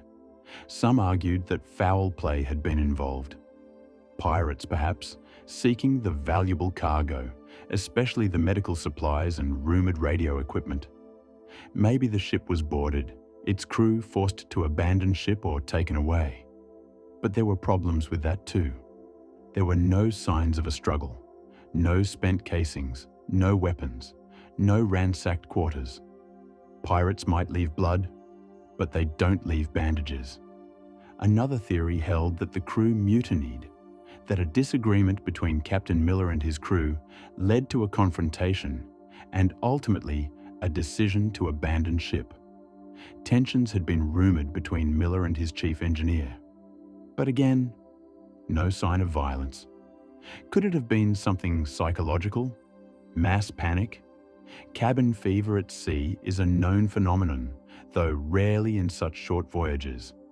The lack of communication, the engine failure, the floodwater seeping in below. Maybe it all triggered a cascade of bad decisions. Human error compounded by fear. An escape into the ocean made in haste, not logic. But how did 25 people disappear without a trace? Even a poorly launched life raft leaves debris. The South Pacific isn't silent. It swallows things, yes, but not without some residue. Unless they were never supposed to be found. That's where the stranger theories begin. Some claimed there had been secret cargo aboard, classified radio equipment, perhaps even Cold War intelligence. This was 1955 after all. The presence of medical crates marked for American installations raised some eyebrows. Had the Joyita seen something it wasn't supposed to? Carried something it shouldn't? Others whispered about atmospheric anomalies, strange lights in the sky seen in the days after the ship's disappearance. Even now, you'll hear stories in Samoa of flickering beams over the ocean, of dead radios and boats found adrift with no explanation. A few went further. They believed the Joyita entered a liminal zone, a space where time stutters and reason collapses.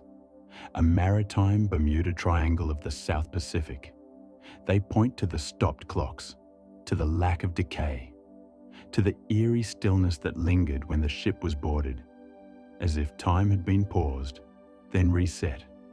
And yet, as strange as these ideas are, they can't be dismissed entirely, because the facts we do have make no more sense. The ship was floating. It was seaworthy. It had food, water, shelter, and it was designed not to sink.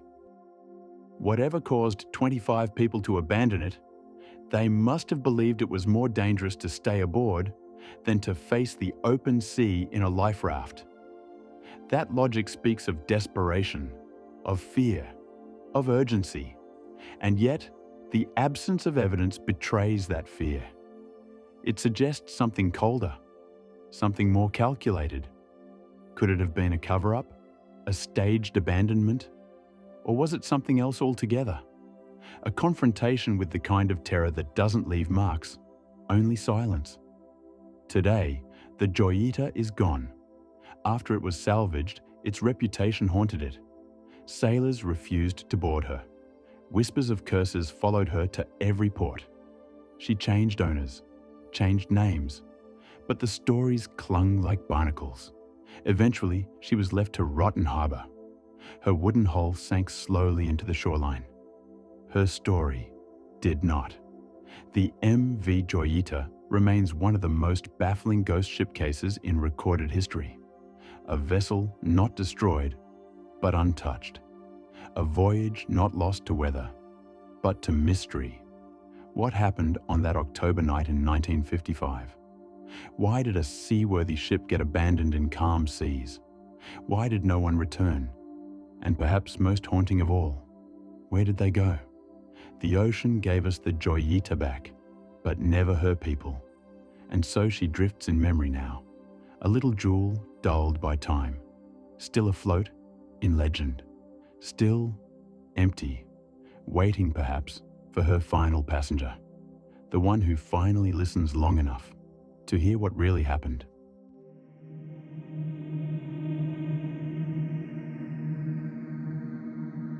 Story 8. The Jenny.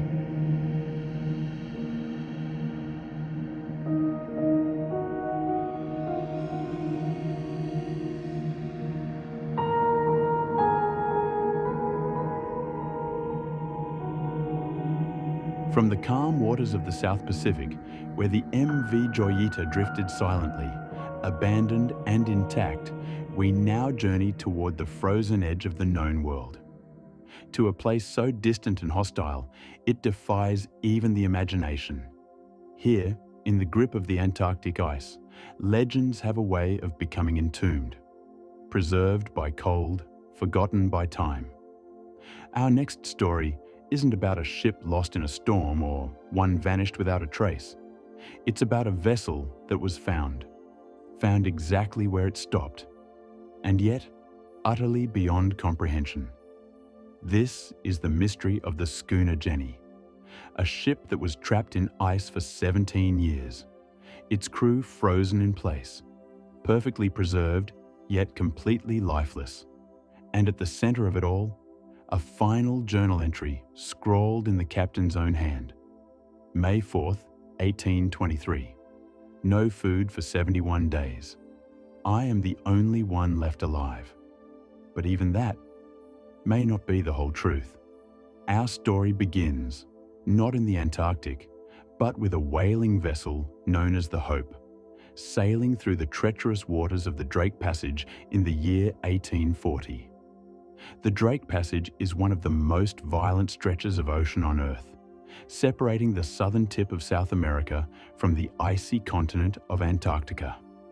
Here, warm Atlantic currents clash with frigid polar waters, producing storms of unimaginable strength. And in the early 19th century, only the boldest captains dared to venture south. The Hope was one such vessel.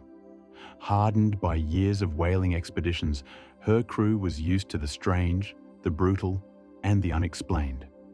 But nothing could have prepared them for what they found that day.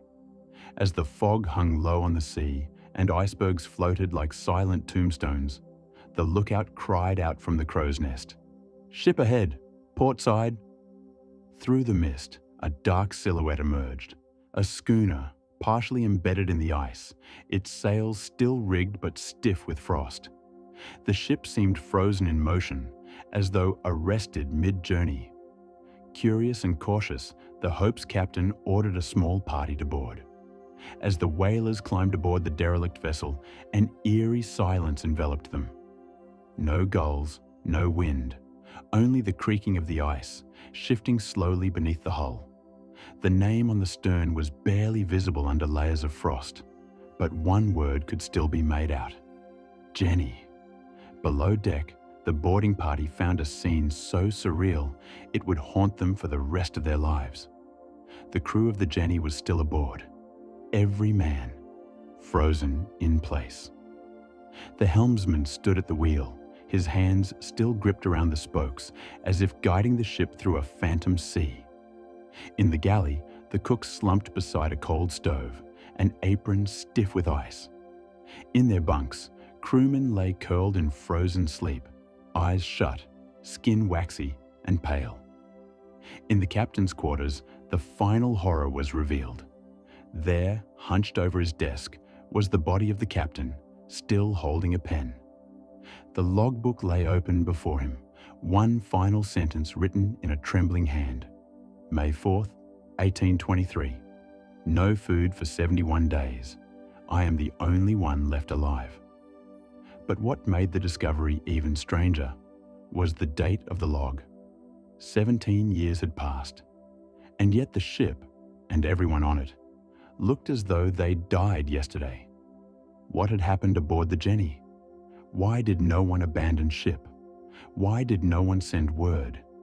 And how had the vessel remained so perfectly preserved, drifting through the most dangerous waters on Earth, completely undetected, for nearly 2 decades? To answer these questions, we must first consider the voyage itself. The Jenny was a schooner registered out of the Isle of Wight, a narrow island off the southern coast of England. Built in the early 1800s, she was a modest trading vessel, outfitted for long voyages, with room for both cargo and crew. Shipping records from the time list her as departing from Lima, Peru, sometime in 1822, bound for England with a full cargo hold. Her captain, whose name is sometimes given as Brighton or Briggs, depending on the source, was reportedly well seasoned. He knew the risks of sailing around Cape Horn, but he also knew the shortcuts. Rather than returning northward along the coast of South America, the Jenny's log suggests the captain chose a more perilous, but faster, route through the Southern Ocean. This meant entering the Antarctic Circle. If successful, it would shave weeks off the journey. But if the weather turned, the ice would close in fast. And once trapped in the polar sea, no amount of skill could save a ship. Whatever the exact path, something went terribly wrong. According to the logs later recovered, the crew ran out of provisions sometime in early 1823. Temperatures plummeted, the ocean froze, and the Jenny became entombed in ice. For months, the ship would have drifted slowly, helplessly, caught in the Antarctic gyre, a swirling, counterclockwise current that circles the continent. The crew likely tried to survive as long as they could. But as the captain's entry makes clear, hope eventually ran out. No food for 71 days. I am the only one left alive. And then, silence. The Antarctic cold, however, preserved the bodies with astonishing clarity. Sub-zero temperatures acted as a natural cryogenic chamber, halting decomposition and protecting the ship from rot and sea life. But it also froze the story in time, leaving behind a scene so intact, it bordered on the theatrical. And yet, the mystery doesn't end there. Because while the story of the Jenny has endured in books, articles, and maritime legends, the evidence for her existence remains frustratingly elusive. The original ship's log has never been produced publicly. No artifacts were ever brought back. The account of the Jenny comes to us through secondary sources, often quoting unnamed whalers or periodicals of uncertain origin. Some say the story first appeared in a German geographical journal in the mid-19th century. Others claim it was part of a British naval report that was quietly buried. But with each retelling, details shift, sometimes subtly, sometimes dramatically. In some versions, the captain is still alive when the Hope boards the ship, barely conscious, only to die moments later. In others, the bodies are removed and given a proper burial at sea. Still others suggest the ship was left as it was, left to drift forever, a floating mausoleum beneath the ice. This lack of clarity has led many to label the story a myth, a maritime ghost tale, born from the same icy breath that conjured tales of the Flying Dutchman. And yet, something about the Jenny lingers. It feels too detailed, too grounded, too specific to be a mere fabrication. Unlike most ghost stories, it doesn't involve phantoms or curses. There are no supernatural elements, only frost, time, and human frailty. So what are we to make of it? Could a ship truly become trapped in Antarctic ice for 17 years? Could it remain intact enough to be recognized and boarded? Modern oceanographers say, perhaps, the Antarctic circumpolar current does form a massive, slow-moving loop. And in rare cases, icebound vessels have been known to drift for years before being freed. But 17? That would require a perfect balance of conditions: ice thick enough to preserve the hull, currents strong enough to keep the ship in motion, and sheer luck to avoid every iceberg, island, and patrol ship along the way. Not impossible, but profoundly unlikely. Others argue that the story of the Jenny may be a parable, a symbolic tale about hubris, isolation, and the unforgiving nature of exploration. In the early 1800s, Antarctica was still a blank space on the map, a place of conjecture and danger. The idea of a ship being lost there and preserved like a time capsule taps into a very human fear: the fear of being forgotten, of screaming into a white void and hearing nothing back. The Jenny's tale is haunting not because of what we see, but because of what we imagine. Frozen sailors, locked forever in a moment of despair. A captain, writing his final words as the cold closes in. And a ship, drifting silently beneath the aurora-lit skies, a monument to vanished lives.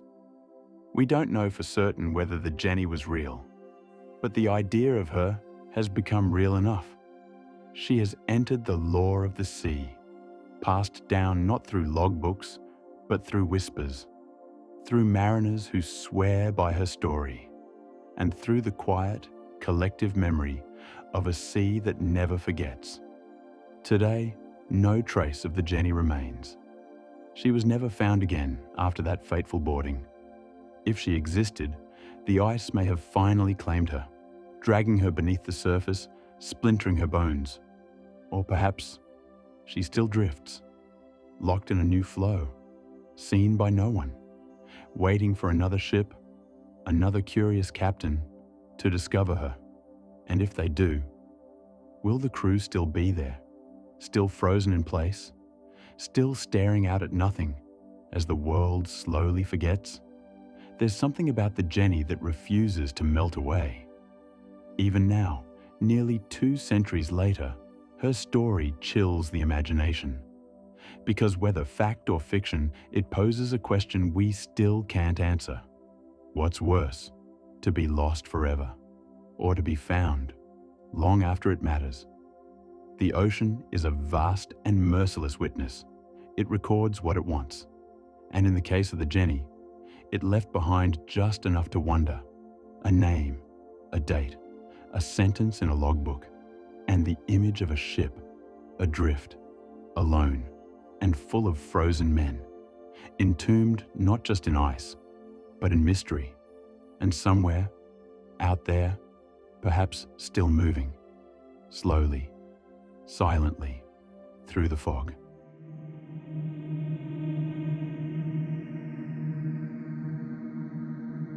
Story 9.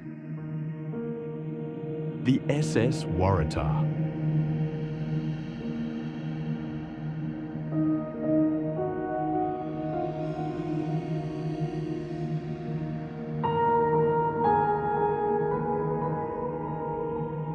From the ghostly image of the Jenny drifting through the ice with her silent, frozen crew, we now shift to warmer waters, but not to calmer ones.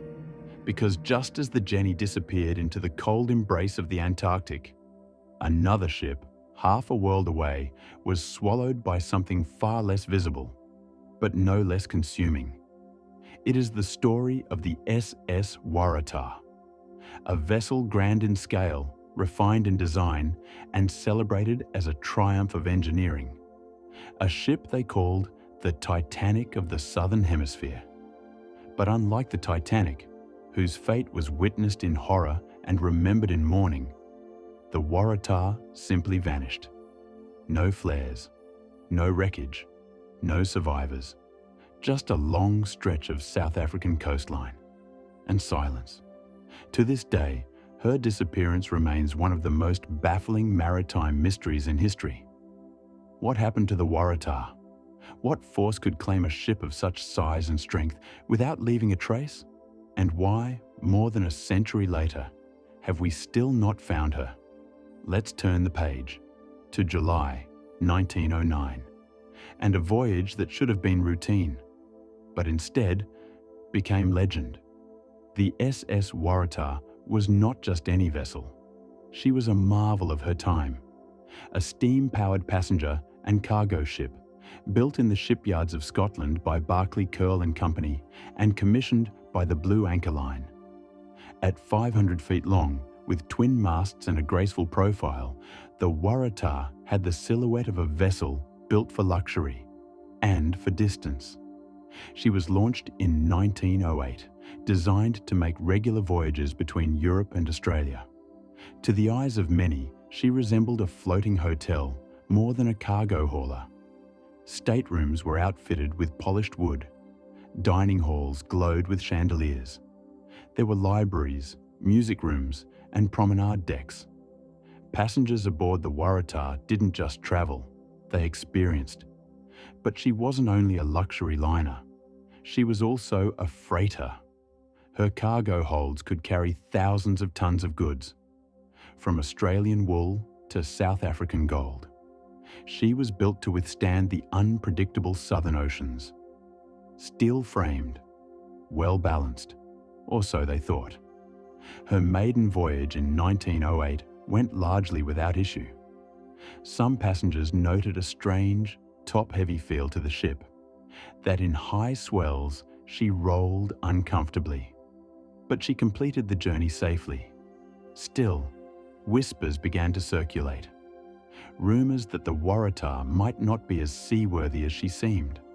But in those days, such worries often faded into the background. Engineering marvels were believed to be unassailable. Trust in industry was high. And the ocean, while respected, was a challenge to be bested, not feared. In July of 1909, the Waratah left Durban, South Africa, on the final leg of her second voyage. She was bound for Cape Town, where she would make a brief stop before continuing on to London. Aboard were 211 souls, passengers and crew. Among them, a mix of families, merchants, sailors, and settlers. The Waratah was captained by Joshua Edward Ilbery, a veteran seaman with decades of experience. He had commanded Blue Anchor Line ships for over 30 years. He was respected, disciplined, calm, under pressure. The morning of July 26, 1909, began like any other. The Waratah steamed out of Durban under clear skies with a fair wind at her back. She exchanged signals with another ship, the Clan McIntyre, as they passed each other near the coast. The Clan McIntyre's captain reported seeing the Waratah travelling at speed. There was nothing unusual, no signs of distress. But after that moment, the Waratah was never seen again. Somewhere along the South African coast, between Durban and Cape Town, a stretch of roughly 850 miles, she vanished. No wreckage ever floated to shore. No lifeboats, no survivors. An entire ship and everyone aboard her, gone. The disappearance triggered a panic. Shipping companies, newspapers, and grieving families demanded answers. Search ships were dispatched, sails unfurled, eyes scanned the horizon. But the ocean offered no clues. Even the coastline, often a betrayer of maritime tragedy, remained silent. What happened? Several theories soon took shape. The most immediate, and most logical, was that the Waratah encountered a severe storm. This stretch of ocean is known for its violence. The Agulhas Current, a powerful southward flow of warm water, crashes into cold Antarctic systems along the coast. This collision creates unpredictable seas, huge swells, sudden gales. Some believe that the Waratah was caught in a rogue wave, one of those massive, isolated walls of water that can reach over 80 feet in height. Rogue waves had not yet been formally studied, but sailors spoke of them, whispered of them, and sometimes survived them. If the Waratah was struck amidships by such a wave, especially if she already rode high in the water due to cargo distribution, she could have capsized in seconds. Some claimed this theory made sense. Others pointed back to those early concerns that the Waratah was top-heavy, that her design, while beautiful, was flawed. An internal report had noted that her metacentric height, a key measure of a ship's stability, was dangerously low. In simpler terms, she might have been too tall for her width. Too much weight above the waterline, one sharp gust, one bad roll, and she could tip. But if that was true, why wasn't the issue addressed after her first voyage? Why was she cleared to sail again? The answer may lie in the time. At the dawn of the 20th century, confidence in industry was immense. Steel ships were new, vast, impressive. There was prestige in putting vessels to sea, profit and speed, and perhaps a reluctance to admit design flaws that would cost reputation and money. Still, some survivors from her earlier voyages, including engineers and passengers, gave sworn statements after her disappearance, noting the odd way she rolled. The sensation of the ship struggling to right itself after a heavy swell. One woman, who had sailed aboard the Waratah weeks earlier, wrote in a letter to her family, "I do not like the feeling of the ship. If we were to be caught in a storm, I fear she would not withstand it. I hope never to board her again." She never did, but not everyone agreed. Captain Ilbery was said to have been meticulous in loading and weight balancing. His experience was unquestioned, and many reports praised the ship's handling. So if the Waratah did not capsize due to instability, what else could explain her disappearance? Another theory, far more chilling, involves fire. Coal was the lifeblood of steamships, and coal could also be their doom. When coal is improperly stored, it can undergo spontaneous combustion. If such a fire began deep in the Waratah's bunkers, undetected, it could have compromised the hull. We know that on her maiden voyage, the Waratah's crew reported excessive heat from the bunkers. If a fire took hold, weakening the bulkheads and spreading silently through the cargo hold, she could have broken apart without warning. But again, there was no debris.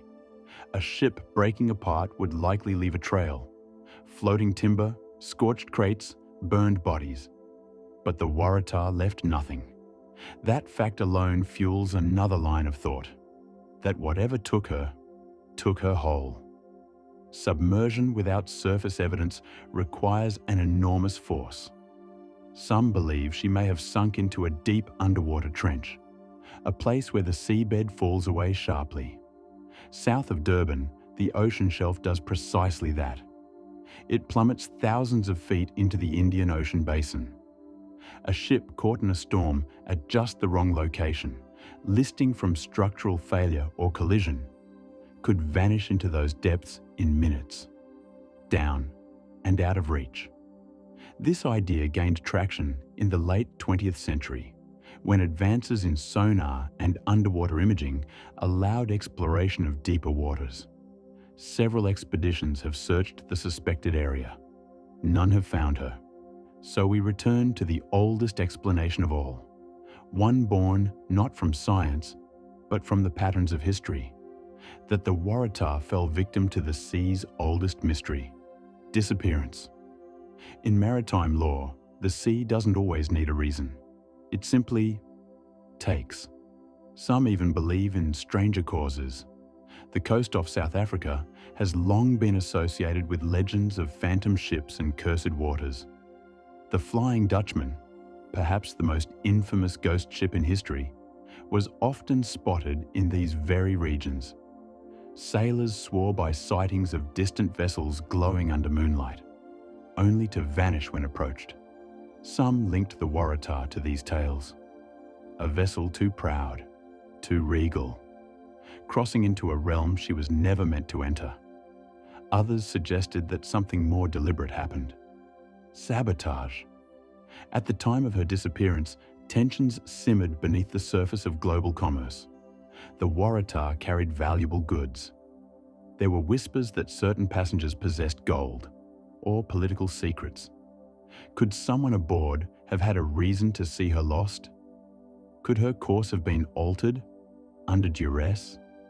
Could sabotage have led her to disaster? But again, we circle back to the silence. Not a single body, not a single piece of flotsam, no clue. The South African government launched official inquiries. International newspapers followed every rumour. But with each passing year, the trail grew colder. In 1913, a man claimed to have found the Waratah wreck in deep water.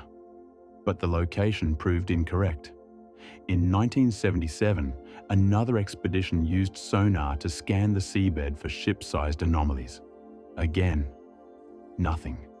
Today, more than a century later, the mystery remains. In an age of GPS satellites and deep-sea robots, it is hard to accept that a ship as large as the Waratah could still be lost. But she is, and perhaps always will be. What does that say about the ocean? That it is still, even now, the keeper of secrets. That its depths are darker than we think. And that even the strongest ships, the proudest captains, the best of human effort, are sometimes no match for what lies beneath. We search for the Waratah not only to solve a mystery, but to challenge that truth, to insist that we can find what the sea has hidden. But maybe the Waratah is not meant to be found. Maybe she rides the deep current still, broken or whole, settled in darkness, or maybe she is gone in a way we can't understand, folded into some strange fold of time and tide, a ghost ship without a grave. And perhaps that is why her story endures, because in the absence of answers, we are left with wonder. Not all ships leave a wake. Some leave questions.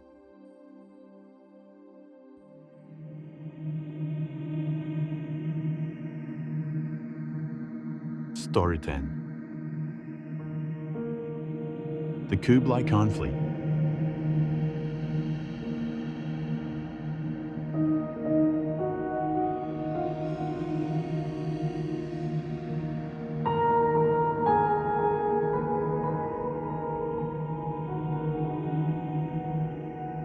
From the ghostly vanishing of the SS Waratah, swallowed by the ocean with no trace, we shift our gaze back through the centuries, to a time when empires ruled the seas not with steel hulls, but with sails, not with radar, but with omens, because not all lost ships carried cargo.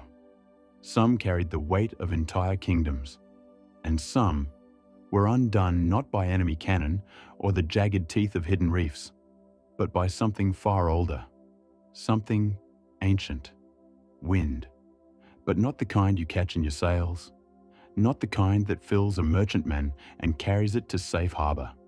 Number. This wind was something else. They called it the kamikaze, the divine wind.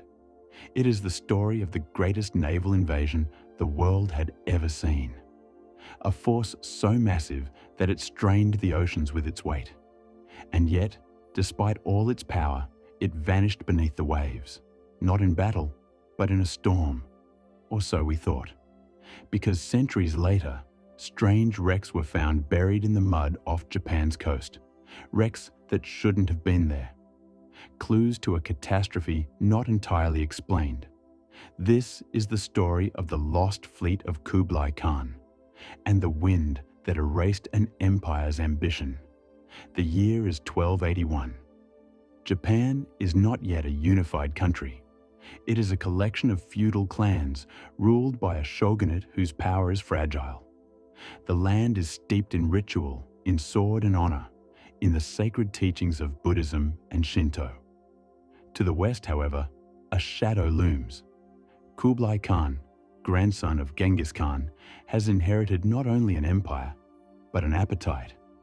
By now, the Mongol Empire stretches from Eastern Europe to the edges of Korea. And Kublai, ruling from his seat in what is now Beijing, sets his gaze on the islands of Japan. The reason?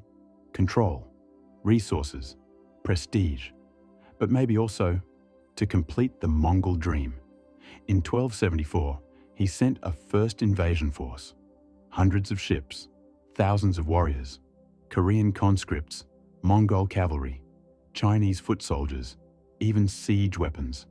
It failed. Poor coordination, fierce Japanese resistance, and, according to legend, a sudden storm that battered the fleet and forced its retreat. But Kublai Khan does not forget. He spends the next 7 years building something bigger, something no one had ever seen. A twin-pronged fleet, launched from 2 different coasts, one from Korea, the other from southern China. Together, they would converge on the Japanese islands with overwhelming force. Historical records claim it may have been the largest amphibious invasion in history until D-Day. Over 4,000 ships, more than 140,000 men, an armada built not only for battle, but for domination.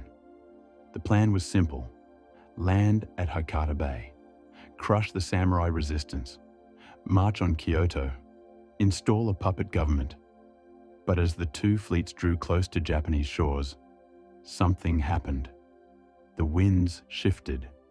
By early August, the 2 fleets had anchored off Kyushu, but rather than land immediately, they waited. Some say it was disorganization, others that they were waiting for better conditions. But what they got was a typhoon.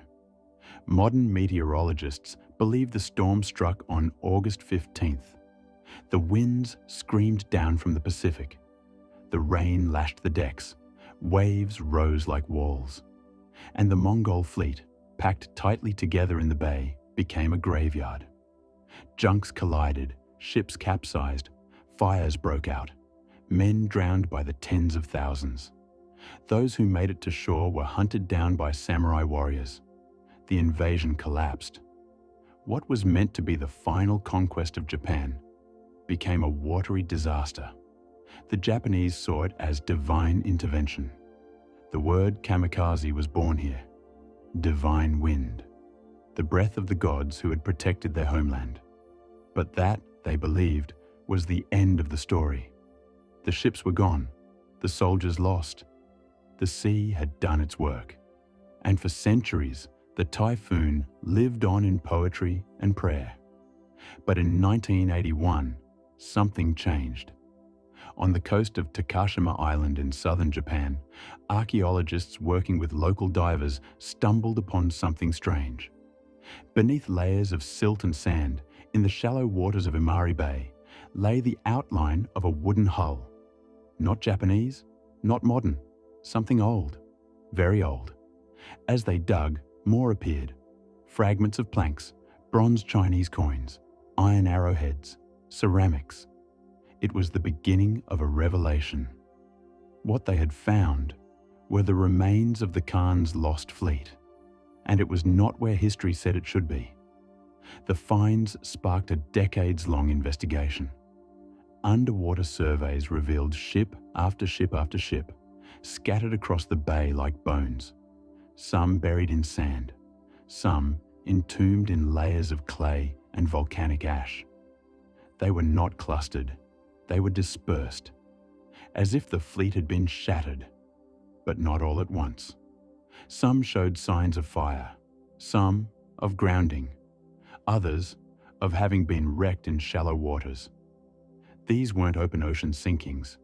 These ships had tried to reach land and failed. These weren't open ocean sinkings. These ships had tried to reach land and failed. The Mongol fleet, it seemed, had not simply vanished in a single divine wind. It had disintegrated in stages. Archaeologists began to reconstruct the picture. Many of the ships were hastily built. Records from the Yuan dynasty describe the pressure placed on Chinese shipbuilders to produce vessels at speed. And some of the wrecks confirmed it. Flat-bottomed riverboats, never meant for open sea. Lightly caulked planking, rushed construction. These were not the mighty warships of a seasoned navy. They were the products of urgency, of desperation. The Chinese shipwrights had warned Kublai Khan, but the order had come down, and it could not be refused. So they built, and when the storm came, they broke. But something else emerged from the wrecks, something harder to explain. Among the artifacts recovered were objects that did not belong. A bronze mirror with Southeast Asian markings, jade objects believed to be religious in nature, and most curiously, a set of ceramic bowls traced not to China, but to Persia. How did they get there? The Mongol Empire, we know, stretched far. Trade routes were extensive. But what were Persian goods doing aboard invasion ships bound for Japan? Some historians suggest they were diplomatic gifts, others that they were loot. But some believe something stranger, that the fleet may not have been alone, because there are records, fragmented, debated, suggesting that emissaries from further west had joined the Mongol effort.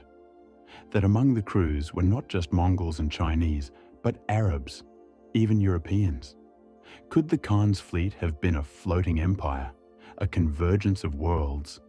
And if so, what else lies beneath that silt? The wrecks continue to yield secrets. In 2011, a remarkably well-preserved anchor was found, still fixed upright in the seabed. A ship, it seems, had been at anchor when the storm hit. Nearby, divers discovered wooden stakes driven into the seabed in a pattern. Not random, not natural. A harbour, a defensive line, or something else?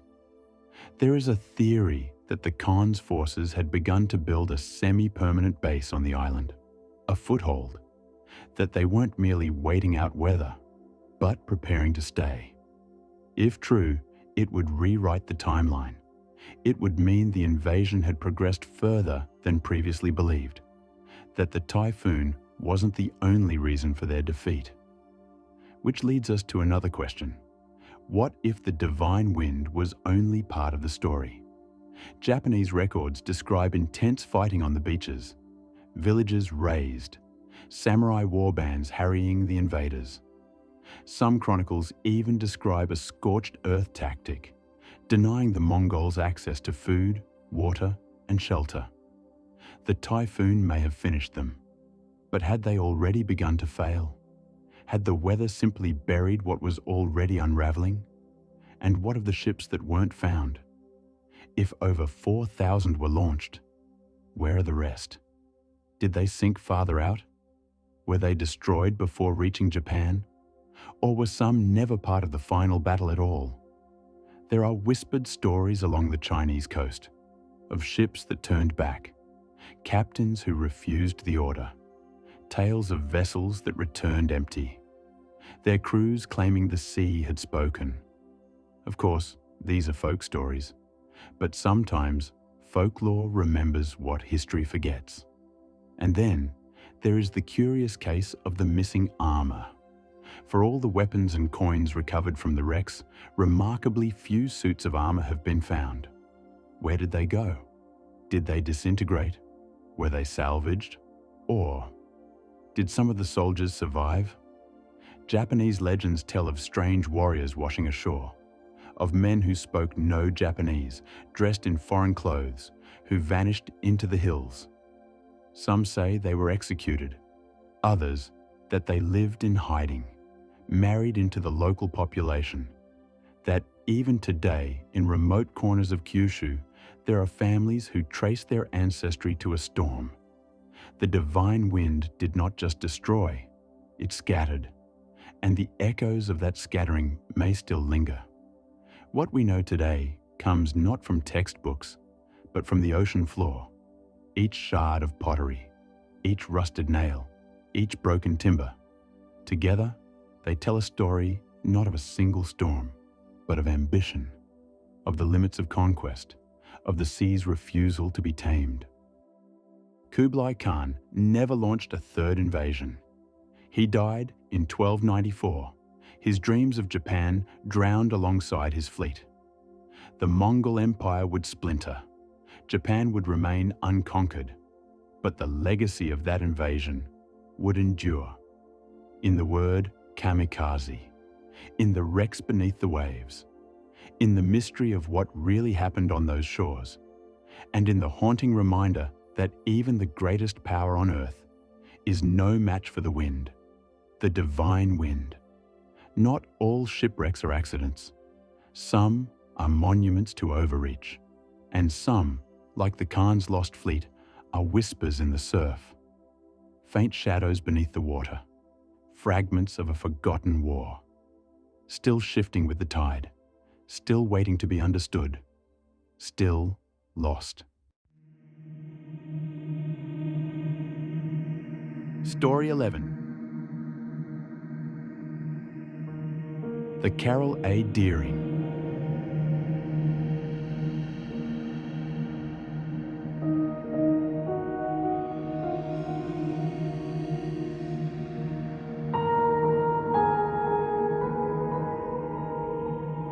From the storm-torn remnants of Kublai Khan's doomed invasion, where ambition met the wrath of the divine wind, we drift now to the quiet waters of the Atlantic coast, a place where the waves do not shout, but whisper, where a different kind of ghost lingers, not in the distant past of empire, but in the uncertain silence of a vanished crew. No ancient fleet this time, just one ship, 5 masts, empty, silent, intact. This is the story of the Carol A. Deering, a ghost schooner found run aground off the Outer Banks of North Carolina, with not a soul on board. No signs of violence, no wreckage, no final messages, just cold coffee in the galley, meals half prepared, boots by the ladder, charts abandoned mid-course, and an entire crew missing. The year was 1921. But to understand the mystery, we must begin further back, in an era of tall sails and iron ambition, where the sea was still a wild frontier. The Carol A. Deering was born in Bath, Maine, a quiet town on the Kennebec River, known for its shipyards and traditions that stretched back to the earliest days of American maritime commerce. It was 1919, and the world was changing. The First World War had just ended, but its effects still rippled through every port and harbour. Shipping companies rushed to rebuild fleets lost to U-boat attacks. Sail was giving way to steam, but large schooners still had their place in hauling bulk cargo along the coasts. The Deering was a product of this urgency. A 5-masted schooner, majestic and formidable, with a steel-reinforced wooden hull over 250 feet long, and a capacity for thousands of tons of cargo. She was built for one purpose: commerce.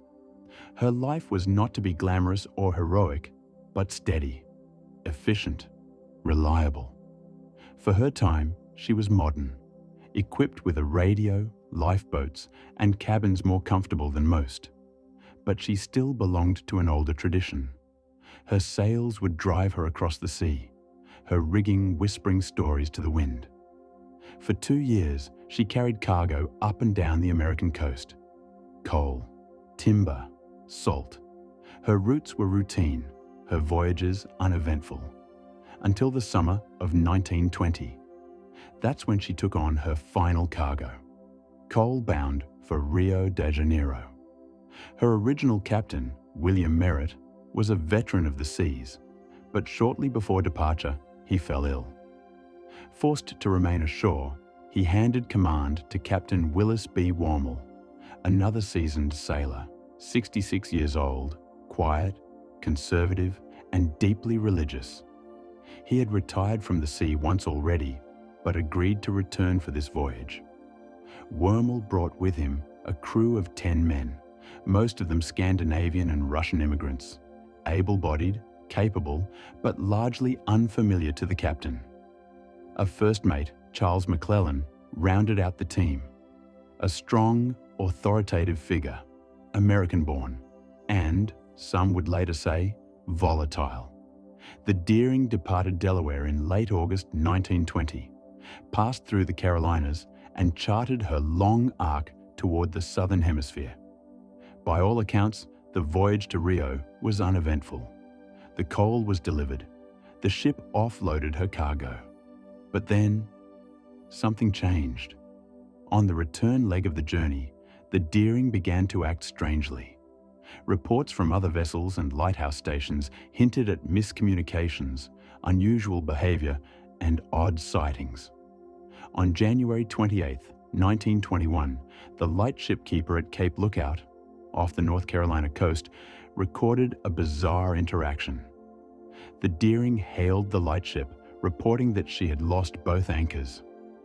But it wasn't the captain who made the call. It was a man with a thick foreign accent, and he seemed uneasy. Even stranger, the crew was seen milling about the deck, not at their stations, not performing duties, but standing idly, as if waiting for something. 2 days later, on January 31st, the Carroll A. Deering was found aground on Diamond Shoals, a notorious stretch of shifting sandbars nicknamed the Graveyard of the Atlantic. But this time, the sea had not claimed her. The Deering sat upright, her sails torn and flapping in the wind, but her hull largely intact. There were no signs of impact or distress, but there was also no crew. When rescue teams arrived days later, they boarded a ship frozen in time. The galley still had pots on the stove, dishes laid out for a meal never eaten. The captain's quarters were undisturbed, save for the missing logbooks and navigational tools. The wheel was shattered. The lifeboats were gone. So were the charts. So was the crew. All 11 men vanished. Not one body was ever recovered. No lifeboat found. No message in a bottle. No final radio transmission. The official inquiry began almost immediately, but the mystery only deepened. The first theory was simple: a mutiny. Captain Wormel, it turned out, had confided in friends during his time in Rio that he didn't trust his crew. He called them a bunch of hard cases, particularly the first mate, McClellan, who he accused of open defiance. There was even a record of the captain briefly jailing McClellan for insubordination before deciding to release him to avoid conflict at sea. If there had been a mutiny, perhaps the crew turned on Wormel, took the lifeboats, and abandoned ship. But if so, why leave a fully stocked vessel? Why vanish without a trace? No crew member was ever found, alive or dead. No sightings, no arrests. Nothing. The next theory considered piracy. Though the golden age of pirates had long passed, smuggling and hijackings still occurred, particularly in the waters of the Caribbean and southeastern United States. Could the Deering have been intercepted, its crew forced off at sea? Possibly, but again, the ship was left unharmed. The cargo hold was empty, but so it should have been. The coal offloaded in Brazil.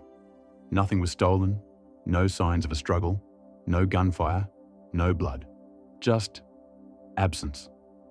Then came a more elaborate theory, involving a supposed plot by Soviet agents or anarchists. In the early 1920s, the United States was deep in the Red Scare, a period of paranoia about communist infiltration and radical plots. Some speculated that the crew, many of them from Eastern Europe, had been part of a Bolshevik conspiracy to hijack ships and form a rogue fleet, later spotted in the Azores. There were whispers of a phantom vessel seen around the same time. A schooner with tattered sails, never hailing back, its crew silent and still.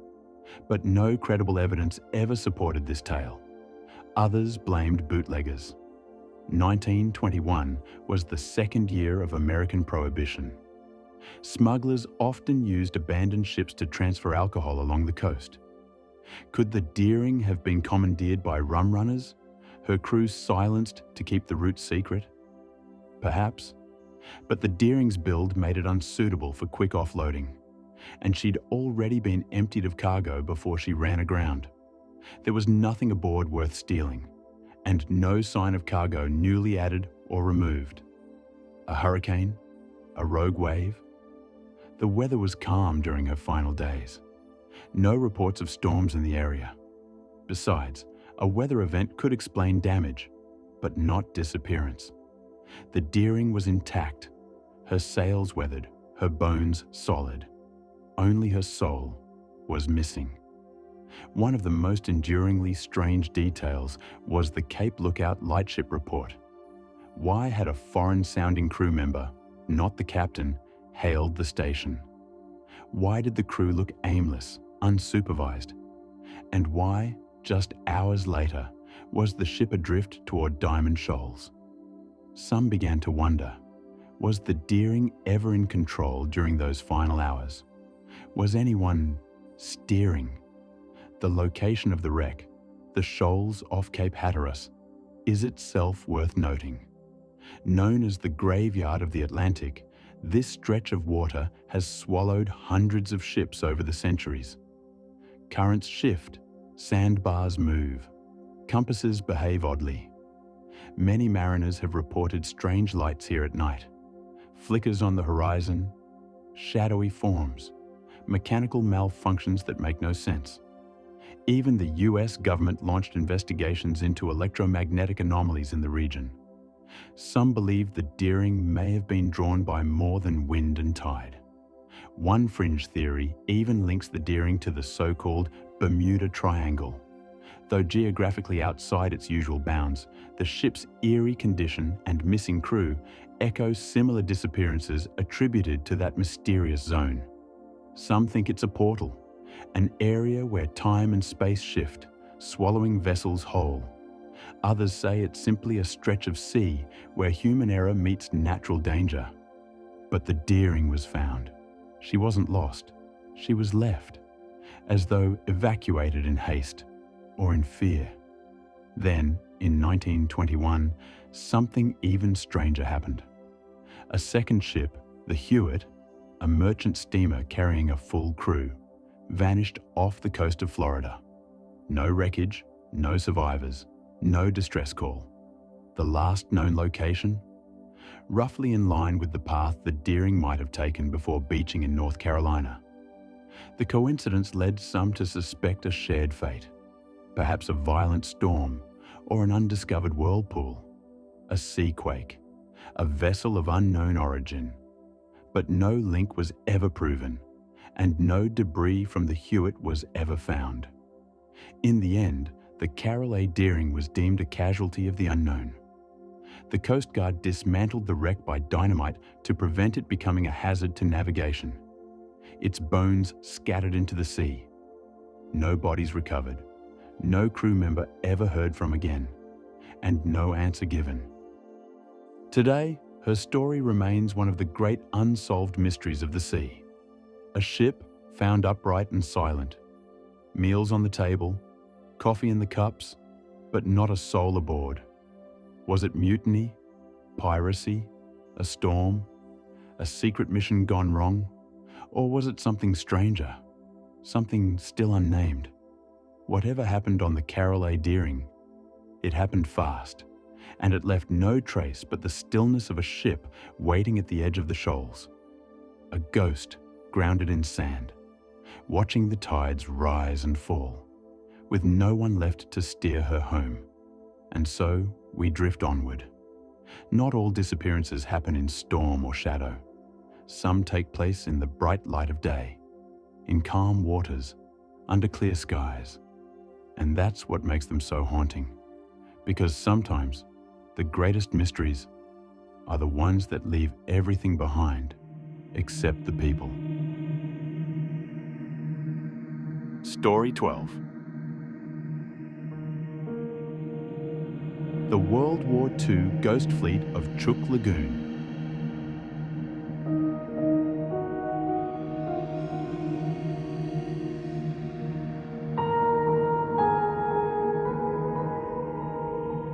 While some mysteries of the sea rise from the depths in silence, others lie hidden beneath the waves in plain sight, unchanged, unclaimed, and unmistakably eerie. From the story of the Carol A. Deering, a vessel found aground with everything in place but not a soul in sight, we now drift to another graveyard of unanswered questions. Not a single ship, not a single disappearance, but dozens, frozen in time at the bottom of a tropical lagoon. This is the story of the ghost fleet of Chook Lagoon. A sunken armada, a battlefield swallowed by the sea, and beneath it all, ships that don't appear in any record, and others that shouldn't be there at all. Let's descend into the depths of Micronesia, where wreckage sleeps, but history still whispers. Chuuk Lagoon lies like a perfect crescent in the vast blue of the Western Pacific. Sheltered by a ring of coral reef, its waters are clear, calm, and deceptively still. A paradise, by all appearances. But beneath the surface, the silence tells a different story. During World War II, this idyllic atoll was known by another name, Truk. It served as the empire of Japan's most important stronghold in the Pacific, a heavily fortified base of operations for the Japanese Imperial Navy. Harboring aircraft carriers, battleships, submarines, fuel tankers, and supply vessels, Truk was the beating heart of Japanese naval power outside its home islands. By 1944, American forces had grown wary of Truk's strategic weight. So they devised a plan, one that would rewrite the history of the Pacific War. The operation was called Hailstone. In February of that year, under the cover of darkness, waves of American aircraft launched from carriers in the surrounding waters. What followed was a relentless aerial assault, a coordinated strike so swift and devastating that it would be dubbed the Japanese Pearl Harbor. For 2 days, bombs rained from the skies. Ships were set ablaze. Hangars were reduced to smoldering ruins. Vessels that attempted to flee were chased down, strafed, and sunk just beyond the reef. By the end of Operation Hailstone, over 60 Japanese warships and more than 400 aircraft had been destroyed. The waters of Chuuk Lagoon became a mass grave. And over the decades, as the war receded into memory, the lagoon kept its secrets. The wreckage remained untouched. Coral grew around twisted steel. Hulls broke open like ribs. Cannons now pointed at nothing but sand. Today, Chuuk Lagoon is considered the largest underwater military graveyard in the world. But that's only the beginning of its mystery. In the years following the war, divers and explorers slowly returned to Chuuk. What they found beneath the surface stunned them. Ships almost perfectly preserved. Gas masks still resting on tables. Teacups balanced on rusted trays. Typewriters poised mid-sentence. Skeletons still at their battle stations. It was as if time had frozen. But then, something stranger. Several of the wrecks didn't match any existing Japanese naval registry. One ship, known locally as the Shinkoku Maru, bore no record in wartime documentation. Divers reported that it was equipped with surgical instruments, operating tables, and blood-stained bandages still clinging to rusted basins, a hospital ship by all appearances. But no Japanese hospital vessel of that name was listed as part of the Chuuk fleet. Others reported seeing cargo vessels with engine layouts that didn't align with Japanese naval design. Some held American munitions. One contained crates marked in German. How did they get there? Were these ships part of covert operations never documented? Or were they renamed vessels, hastily repurposed in the final days of the war? The official history offers no answers. And that's not all. One of the most bizarre discoveries was the wreck of a small ship found resting in a trench just beyond the central lagoon. It had no markings, no hull number, and no discernible origin. Its steel was not Japanese manufactured, and it bore none of the characteristic traits of the time period. Local dive guides began calling it the Phantom Maru. Rumors grew. Some said it was a reconnaissance vessel never meant to be found. Others claimed it had drifted into the lagoon years after the war, unmanned. A few whispered that it had never truly been part of the war at all. To this day, no consensus exists on its provenance.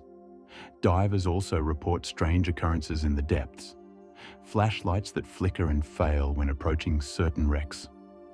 sudden temperature drops that aren't consistent with oceanographic data, and in the darkest interiors of ships, voices, low, murmuring, always just on the edge of comprehension. Skeptics dismiss such tales as the result of nitrogen narcosis, the altered mental state some divers experience at depth. It's true that hallucinations are not uncommon during long descents, but others are not so sure. They point to the consistency of these reports. Different divers, on different days, in different wrecks, all reporting the same phenomena.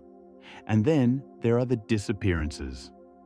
In the 1980s, 2 divers entered the engine room of the Heian Maru, one of the largest sunken vessels in the lagoon. They were experienced, equipped, and cautious. But after entering the corridor leading to the inner decks, they were never seen again. Their guide waited for hours. No air bubbles rose to the surface. A recovery team was dispatched the next morning. They found the divers' tanks wedged behind a fallen bulkhead, but no bodies, no gear, no trace of what had happened. Some believe the corridor collapsed, trapping them. Others say the tanks were empty when recovered, suggesting the divers made it through and chose not to return. The Heian Maru has since become a kind of pilgrimage site among technical divers. Some enter its hull to leave flowers. Others descend in silence, hoping to catch a glimpse of the unexplained. In 1994, a team of marine archaeologists attempted a full survey of the lagoon's wrecks. They brought sonar, submersibles, and extensive historical records.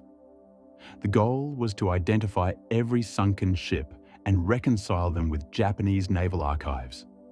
They succeeded in matching most, but 4 vessels remained unaccounted for.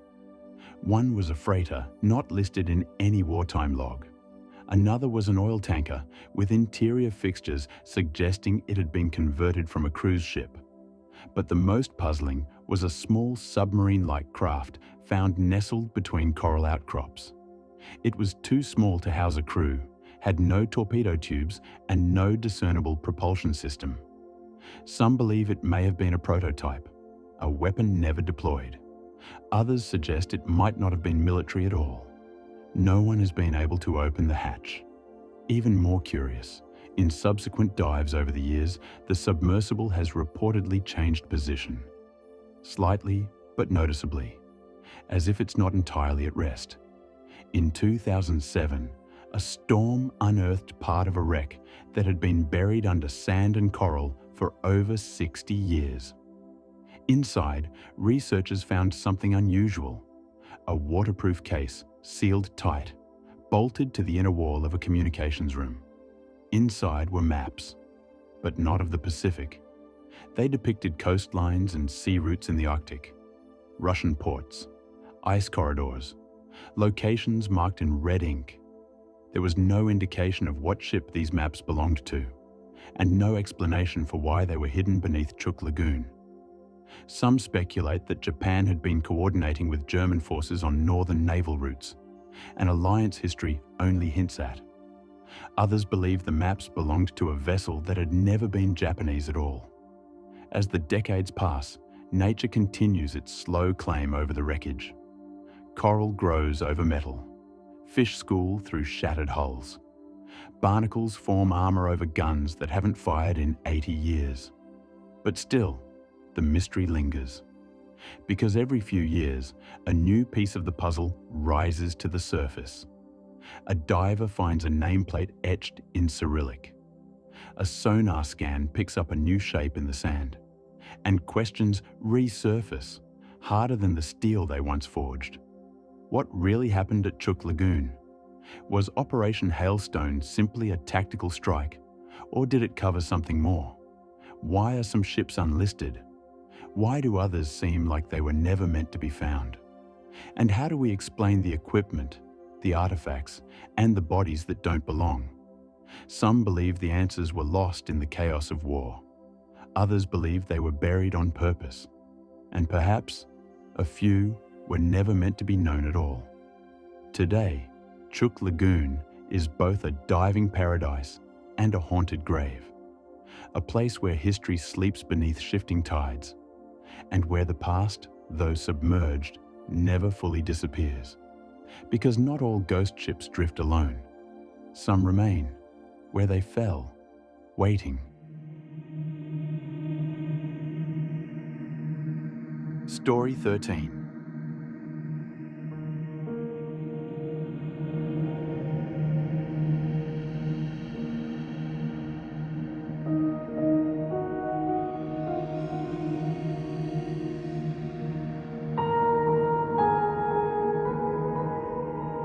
The Atlantis of the Baltic. From the silent hulks of the World War II Ghost Fleet in Chuk Lagoon, we now shift to another forgotten world beneath the sea. But this one is older, much older. Before submarines prowled the Pacific, before steamships charted global trade, before even the first wooden galleys took to the Mediterranean, something may have sailed the Baltic Sea. Or perhaps nothing did. Because what lies beneath those northern waters remains a mystery. Not a graveyard of modern war, but a tapestry of stone, of wood, and of time. This is the so-called Atlantis of the Baltic, a place where Bronze Age shipwrecks rest beside ancient stone formations that defy easy explanation. A place where archaeology and enigma meet, and where the sea once again keeps more than it reveals. Let's descend into the Baltic and see what sleeps in the dark. The Baltic Sea doesn't look particularly mysterious at first glance. It's a cold, brackish body of water, a vast inlet between the Scandinavian peninsula and the European mainland. Its waves lap against the coasts of Sweden, Finland, Estonia, Latvia, Lithuania, Poland, Germany, and Denmark. Its average depth is only about 55 meters.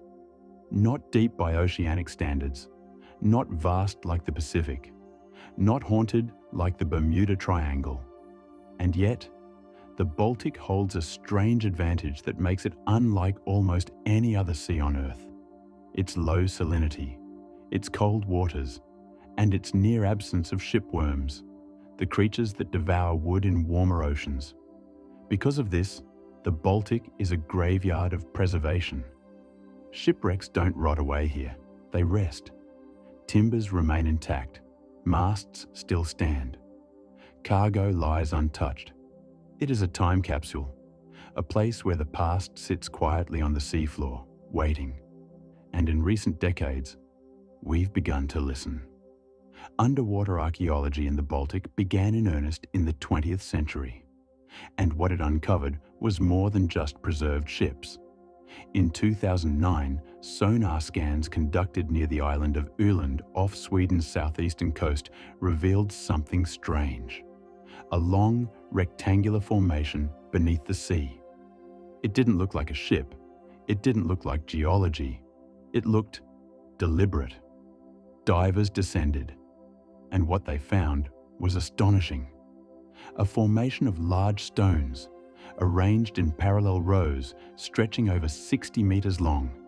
It looked like a wall, or a roadway, or perhaps even the foundations of a long-lost structure. Nearby, more stones, set in circles. Others stacked or balanced in unnatural ways. But the sea here is shallow, calm, and these formations rest at depths where one might wade out if the tides permitted. Could this have once been land, a coastline, a settlement? Geologists and archaeologists gathered to investigate. Some believed it was a natural moraine, a deposit of glacial debris. Others weren't so sure. They pointed to the uniformity, the spacing, the balance, and then something stranger. Wood. Near the stone formation, divers found what appeared to be fragments of timber, buried beneath the sediment. Samples were collected. Radiocarbon dating followed, and the results were startling. The wood was old, more than 11,000 years old. That placed it in the Mesolithic, the Middle Stone Age. a time when most of Europe was still covered in dense forest and human settlements were small, nomadic, and primitive. So what was Wood doing here, at the bottom of the sea, near an orderly stone formation? And then came the second surprise. Traces of flint tools and shards of pottery, buried in the seabed, human-made, deliberate. Whatever this place had been, it was touched by people. But who were they? At the time, these items were dated over 11,000 years ago. The Baltic Sea didn't exist in its modern form. It was a patchwork of lakes and marshes, shaped by retreating glaciers and rising seas. Land bridges still connected parts of Europe that are now separate. Coastlines were different.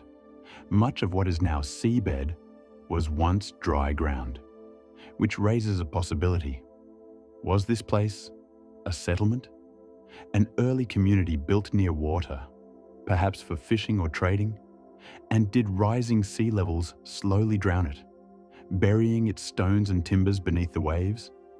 That's one theory. Another is older and stranger. Some believe the stones weren't the foundation of buildings, but something else entirely.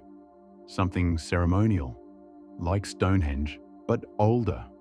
A site of ritual or observation, because some of the stone circles align with the sunrise and sunset during solstices, and the nearby tools and pottery suggest that this wasn't just a place of residence. It was a place of meaning. But meaning for whom? No records exist, no writing, just stones and fragments and questions. Still, the sea offered more. Further north, off the coast of Finland, divers found another formation. This time, a series of flat stones stacked in tiers, like steps. At first, it was assumed to be natural, but the shape, the angles, the repeated pattern suggested intention. Some compared it to the Yonaguni monument in Japan, another underwater mystery of giant stone slabs whose origin remains disputed. In both cases, skeptics point to natural erosion, but believers point to precision, to symmetry. Could both be true? Could a natural structure have been altered by ancient hands, molded, shaped, honored? The Baltic Sea has no shortage of legends. In Norse mythology, it was the territory of sea gods. And later, during the medieval period, sailors spoke of ghost ships and phantom islands, lands that appeared on maps only to vanish when reached. Perhaps they weren't hallucinations. Perhaps they were echoes of places once real, now drowned. But perhaps the most compelling evidence lies not in the stones, but in the ships. Because the Baltic has given us wrecks unlike any others in the world. In 2021, researchers announced the discovery of a wooden vessel off the coast of Poland, buried in the mud at a depth of just 12 meters. It was astonishingly intact, its hull preserved, its planks unmoved, and its age estimated to be over 4,000 years old. That would make it one of the oldest known seafaring vessels ever found, predating Greek triremes, predating the Egyptian barges. The wood was oak, the construction, mortise and tenon joints, advanced, sophisticated. This wasn't a raft, it was a ship. But what was it doing in the Baltic so long ago? The prevailing view of ancient Europe has long assumed that advanced seafaring didn't develop in the north until much later, that the Mediterranean was the cradle of nautical innovation. But these discoveries suggest otherwise. What if the Baltic was home to its own maritime culture? One now forgotten, one erased by time, tide, and rising seas. Archaeologists are cautious. They speak of possibilities, not certainties. But every artifact retrieved from the mud adds weight to a growing theory that the people of the North, long before recorded history, were more advanced than we thought. That they built, that they sailed, that they honored the sea, and then They vanished.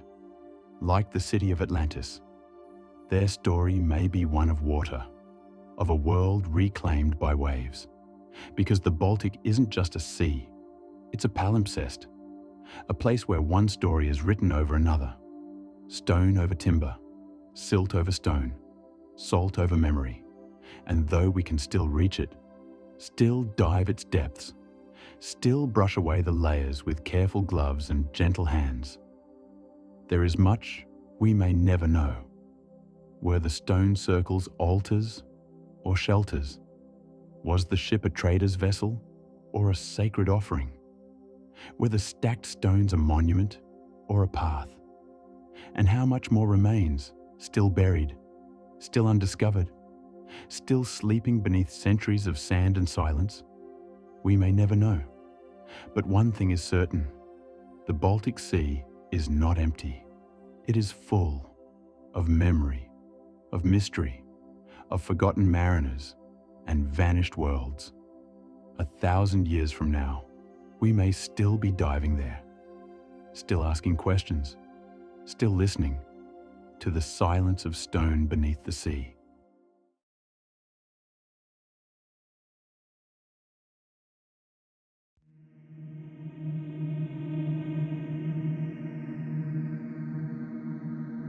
Story 14. The Lady Lovibond.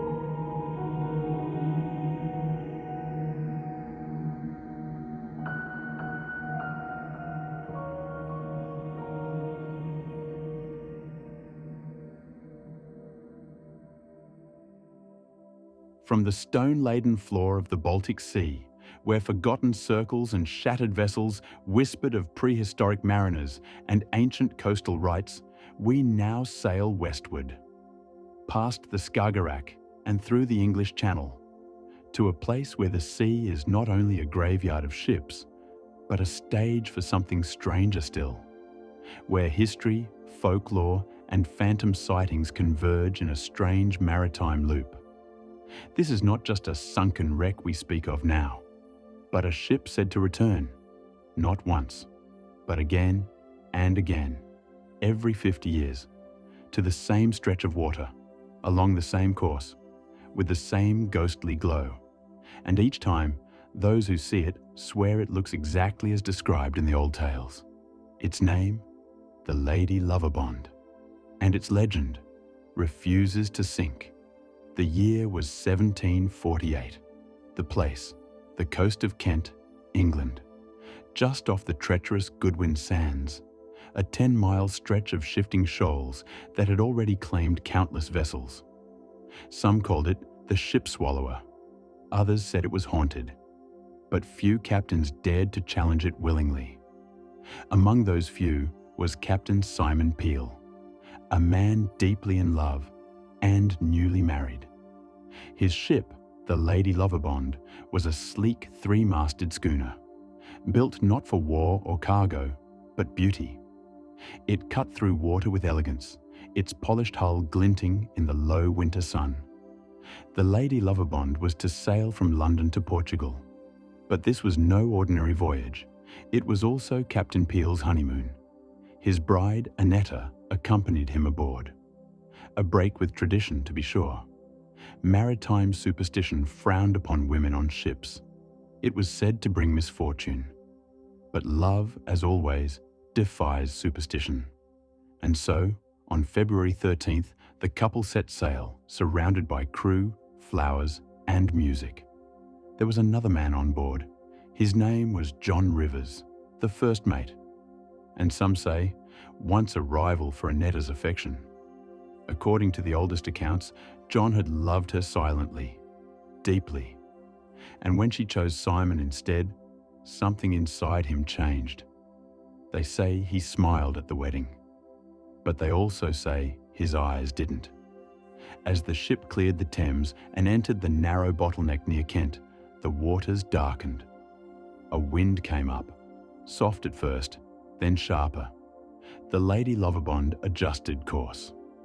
But late that night, as the crew drank toasts and laughter echoed below deck, John Rivers walked silently to the wheel. No one noticed, or if they did, they said nothing. Perhaps they assumed he was relieving the helmsman. But he wasn't. He gripped the spokes tightly and turned the ship hard toward the Goodwin Sands. The impact came with a thunderous roar. The hull cracked, timbers splintered, masts snapped like bone. Within minutes, the Lady Loverbond was gone. Everyone aboard, bride, groom, crew, lost to the sands, swallowed whole by the sea. The motive, they say, was jealousy. But the aftermath is stranger still.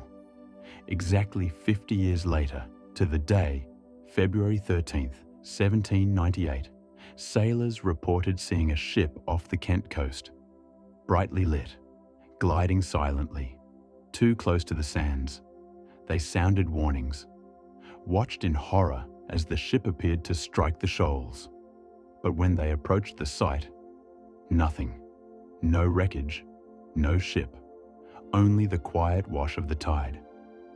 The next sighting came in 1848, again on February 13th. This time, lighthouse keepers described a schooner glowing with pale green light.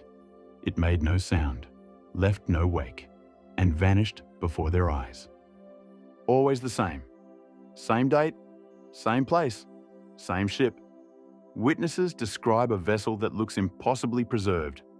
Not aged, not battered, but whole, perfect, as if frozen in the moment before its doom, forever repeating. Some believe it is a residual haunting, a looped echo of trauma, caught in the folds of time. Others say it's a warning, an omen of jealousy, fate, and ignored superstition. But the sightings have a strange consistency. The ship is always seen around dusk, sailing too close to the shoals, glowing faintly, but never emitting sound. Those who witness it report a sudden cold in the air, a silence, as if the world holds its breath. Modern skeptics dismiss the Lady Loverbond as legend, a local myth inflated by coincidence. After all, shipwrecks were common near Goodwin Sands. So were optical illusions. Refraction of light over water can bend the appearance of distant ships, even duplicate them. A phenomenon known as fata morgana. It can make a vessel appear elevated, ghostly. And February, with its cold air and frequent temperature inversions, is prime time for such mirages. Still, that doesn't explain the consistency of the reports.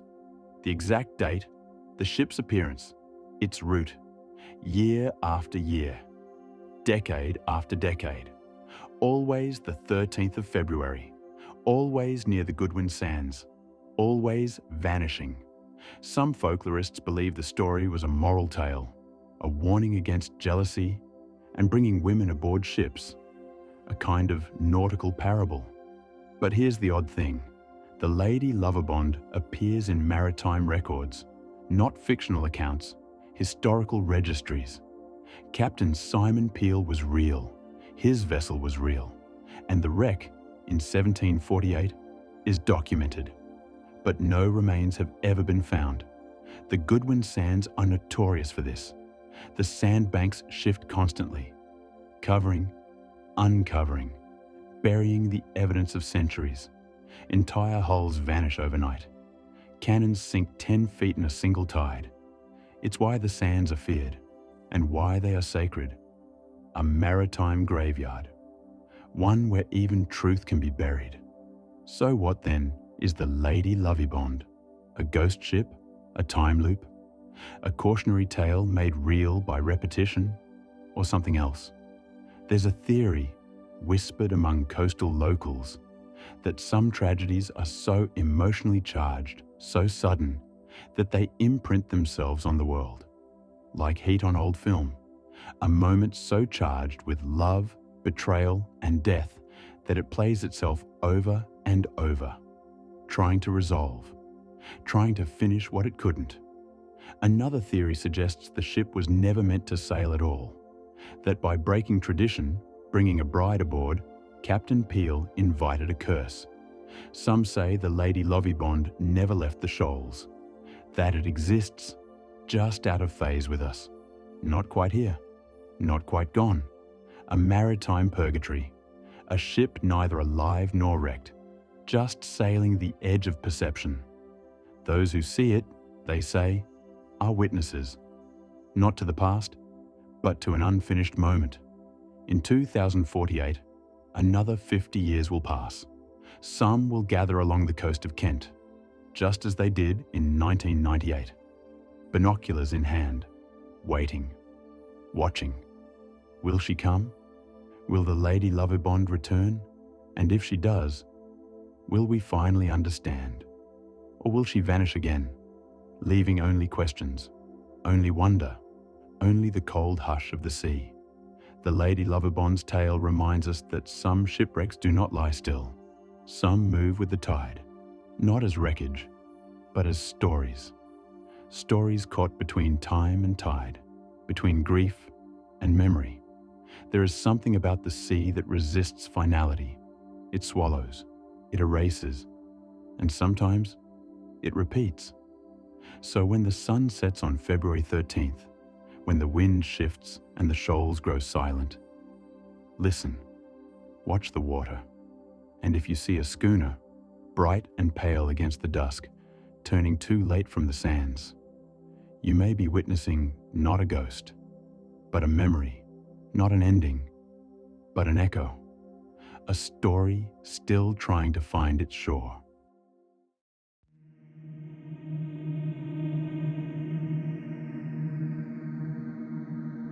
Story 15. The Nameless Shipwrecks of the Bermuda Triangle.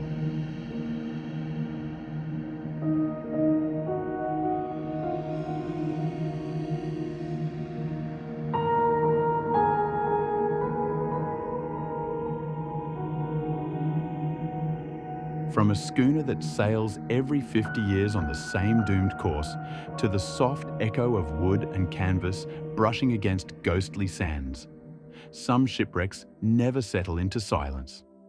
The Lady Lovibond reminds us that the sea has a memory, but not all memories resurface.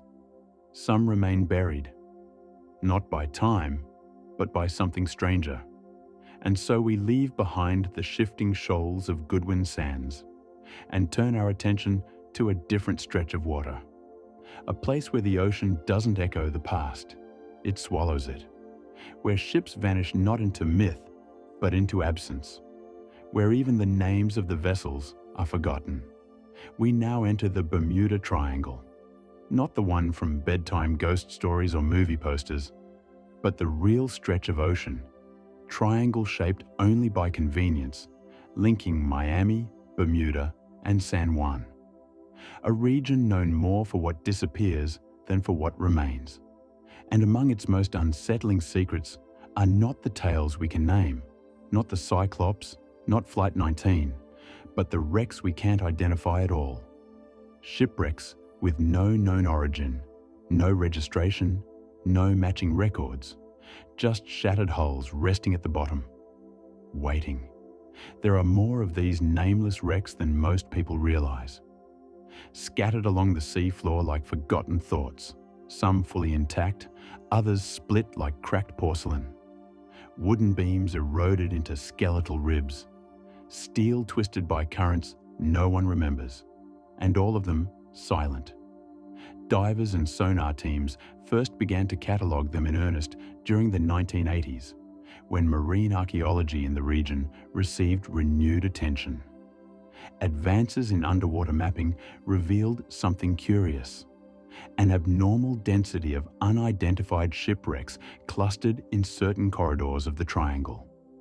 Wrecks that should have been traceable by their materials, design, or estimated age. But when experts compared them to known maritime logs and insurance records, nothing matched. At first, these anomalies were written off as bureaucratic error, lost papers, ships that never registered correctly, a statistical fluke. But as more wrecks were uncovered, the explanations grew thin. One wreck, found in 1991 off the coast of Andros Island, lay remarkably preserved beneath a bed of sand and silt. Its hull was copper-sheathed, a technique common in the late 1700s to early 1800s. But no British or American logs mentioned a missing vessel in that area during that time frame. The ship bore no nameplate, no maker's mark, no personal effects. The layout of its cabins suggested a merchant vessel, but its cargo hold was empty, not looted, just unused, as if it had set sail without purpose, or never reached it. Then there was the discovery near the Sargasso Sea, a region infamous for becalmed waters and spiraling mats of seaweed. In 2003, a submersible drone deployed by a private survey group recorded footage of a schooner resting upright in 400 feet of water. The vessel looked almost staged, as if placed there gently. Its masts broken, sails long gone, but the hull undamaged. Clean. Marine growth had barely begun to take hold. The barnacles were shallow. The paint, what little remained, still clung to the grain. Divers found no bones, no rusted tools, no lanterns or ropes, and again, no name. The ship simply wasn't in the record. Some experts speculated it might have come from South America or even a private island fleet, but the design didn't fit regional shipbuilding standards. It was as if the vessel had been built in a vacuum. No origin, no destination, no reason, only presence. That's what makes these wrecks different. Most shipwrecks come with a story, a weather log, a final signal, a newspaper headline. These don't. They are missing everything except their physical remains. It's as if the ocean itself kept the body, but erased the soul. And while the Bermuda Triangle is vast, so is the sea. Shipwrecks happen. Names fade. Is that what this is? Or is there something more deliberate happening here? Let's step back. The Bermuda Triangle, as a term, was popularized in 1964 by writer Vincent Gaddis, though the phenomena it described had already been noted for decades. Strange disappearances, sudden squalls, compasses spinning out of alignment, and the absence of debris. Critics have rightly pointed out that heavy maritime traffic in the area would naturally lead to more incidents. But statistical analysis doesn't explain the identity problem. It doesn't explain how a ship could end up at the bottom of the sea without any record that it ever existed. One theory, posited by marine historian Dr. Elaine Caro, suggests that these vessels may originate from undocumented wartime activity, particularly during World War II, when ships were constructed and deployed in secrecy, sometimes under false flags or within private sectors of intelligence. Some of these ships were never meant to be remembered. But this doesn't account for all the wrecks. Some predate modern warfare. Others lack even the rudimentary hallmarks of known military construction. In 2012, a diving expedition funded by an oceanographic institute discovered the remains of what appeared to be a three-masted brig about 60 miles northeast of Cuba. The ship was entangled in kelp and deep sediment, but structural analysis placed its construction somewhere in the early 19th century. Curiously, the ship appeared to have been retrofitted with equipment decades ahead of its time. Its rudder was reinforced with metal uncommon for the era. The nails used to fasten parts of the interior, they weren't brass or iron, but an alloy that metallurgists couldn't identify immediately. Again, no name, no cargo, just questions. Could it be a forgery? A hoax planted for attention? Unlikely. The depth, remoteness, and difficulty of the dive made such a deception impractical. And more to the point, it wasn't alone. 3 more wrecks in the same quadrant bore similar anomalies, all without names. Then there are the sonic anomalies. In several cases, Underwater mapping expeditions have encountered regions of acoustic distortion while surveying unidentified wrecks. A hum, a low-frequency drone that seems to emanate from no source. Some call it natural tectonic resonance, the ocean groaning through its crust. But others aren't so sure. One dive team from Norway, surveying a wreck in 2015, described a moment of total instrument failure. All sensors stopped recording for nearly 9 minutes while they hovered near a shipwreck with no visible markings. Their lights flickered. Their internal watches lost time. When data resumed, their equipment had drifted 20 meters off course, though the currents were minimal. The logs were clean. No spikes, no malfunctions, just missing time. What kind of ship was it? They couldn't say. Their footage was grainy, riddled with static. The hull appeared intact. Wooden beams, possibly mahogany. But again, no carvings, no flags, no trace of who built it. All the ocean gave them was a shape, a ship without a story. There's a name for this kind of thing in maritime circles: phantom wrecks.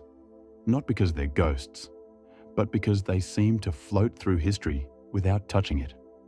They show up in sonar, they exist physically, but they cast no shadow backward, no ledger, no lineage. Could they have come from regions never mapped? From ports lost to time, erased by tides and colonial violence? Possibly.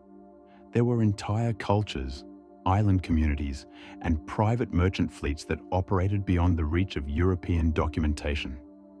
Slave ships run by rogue captains, smugglers from failed colonies, vessels crewed by those who wanted to vanish from the world. But if that's true, how do we explain the modern wrecks? Because not all of these ships are old. In 2009, a deep-sea exploration drone catalogued a sunken yacht that appeared to have been built within the last 20 years. Its style matched no known manufacturer. Its engine, a hybrid diesel-electric design, was unregistered. The entire vessel was pristine, no algae, no coral, as if it had gone down only days before.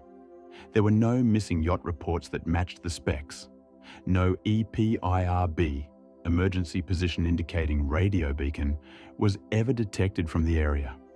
No one claimed it. It just appeared, and then stayed. Some fringe theorists believe that the Bermuda Triangle is not just a region of magnetic anomaly, but of temporal distortion.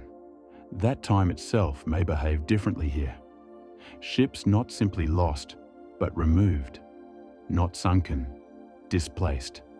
They point to the pattern of recurrence, of vessels discovered that appear too new for the depth at which they were found, as if they had dropped out of sequence.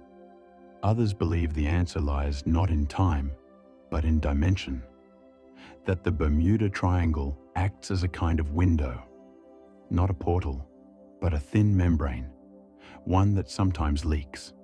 And what leaks through are pieces from elsewhere, elsewhen. But even among these wild theories, the core mystery remains. How do you name a ship that left no name? How do you trace a story that was never written? Every sailor knows the ocean takes what it wants. Storms erase footprints. Salt devours metal. The sea has no memory for paper. But this feels different. These aren't just forgotten. They are intentionally empty, like placeholders in a narrative that was never meant to be read. Some say these nameless wrecks are warnings. Others say they are invitations to keep looking, to keep diving.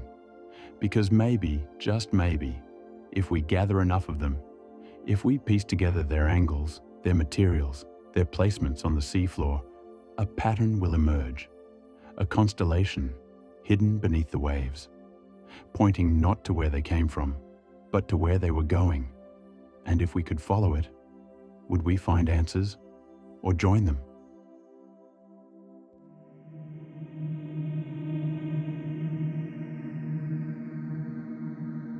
Story 16. the shipwrecks in the sky.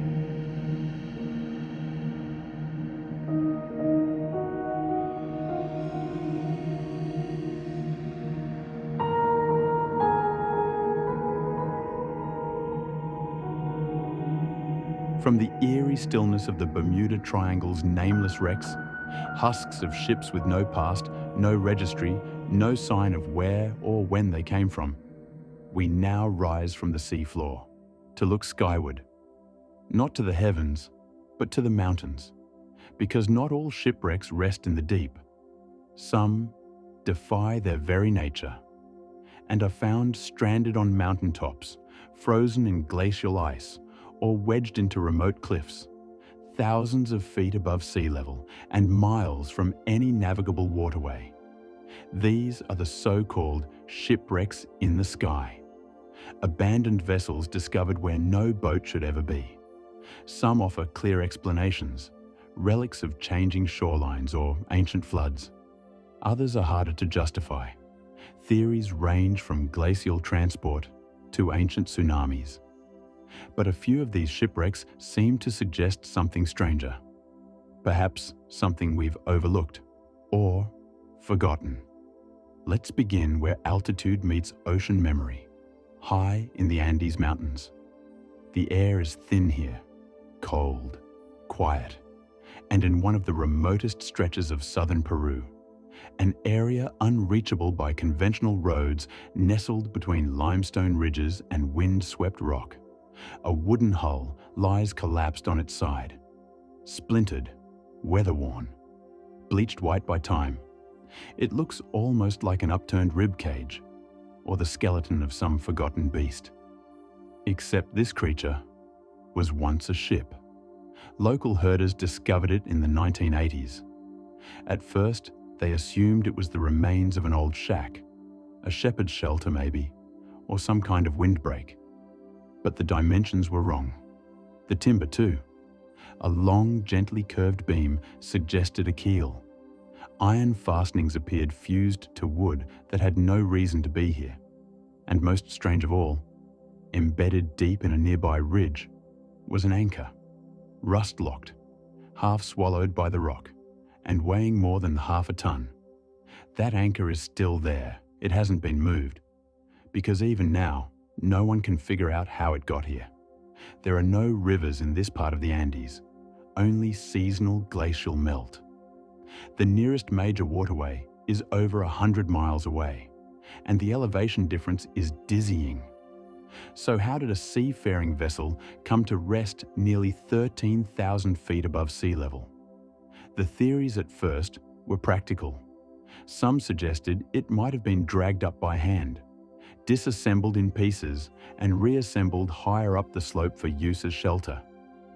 But carbon dating of the wood suggests the ship was seaworthy during the 1600s, far earlier than this area saw permanent settlement. And the layout doesn't match any known colonial architecture. There are no flat foundations, no signs of fire pits, storage rooms, or sleeping quarters. It's a hull, nothing more, just a hull on a mountain. And over time, researchers began to notice something else. This wasn't the only one. Similar wreckage, badly decayed but undeniably ship-like, has been found in other high-altitude locations across the Americas, from Patagonia to the Sierra Nevada. In each case, the explanations feel increasingly like guesses. Ancient floods, glacial displacement, even lost lakes that no longer exist. There is one school of thought, among more conventional geologists, that suggests a compelling natural mechanism. During the last ice age, glacial lobes extended far across what are now arid plains and dry highlands. Some posit that these ships may have been carried along by massive tongues of ice, frozen into the glacier's upper crust, and slowly transported over centuries before being released when the ice retreated. It's plausible. But there are problems. Wood preserved in glacial transport usually exhibits compression fractures and ice scoring, signatures of being crushed and ground against bedrock. These shipwrecks, by contrast, appear oddly intact. Weathered, yes, but not pulverized, not distorted, and in some cases, like the Andean wreck, anchored in ways that imply stationary placement. If a glacier moved it, why is the anchor embedded? And if not, how else could it have gotten there? This mystery isn't confined to the mountains of South America. Thousands of miles to the north, in the ice-blasted expanses of Canada's Arctic archipelago, another ship rests, this one partially suspended in a cliff face.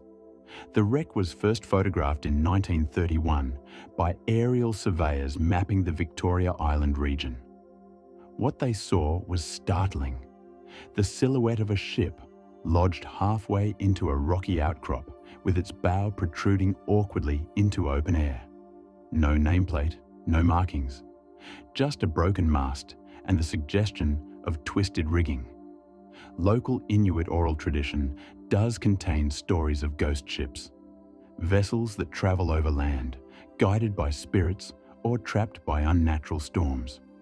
One story, passed down from elders in the Ulukaktok region, describes a sky canoe that arrived in the time before memory, frozen in place by the cold breath of the earth. It may be metaphor, a parable. A warning about venturing too far from the known paths. Or it may be remembering something real. When modern teams finally approached the site in 2007, the wreck was almost unreachable.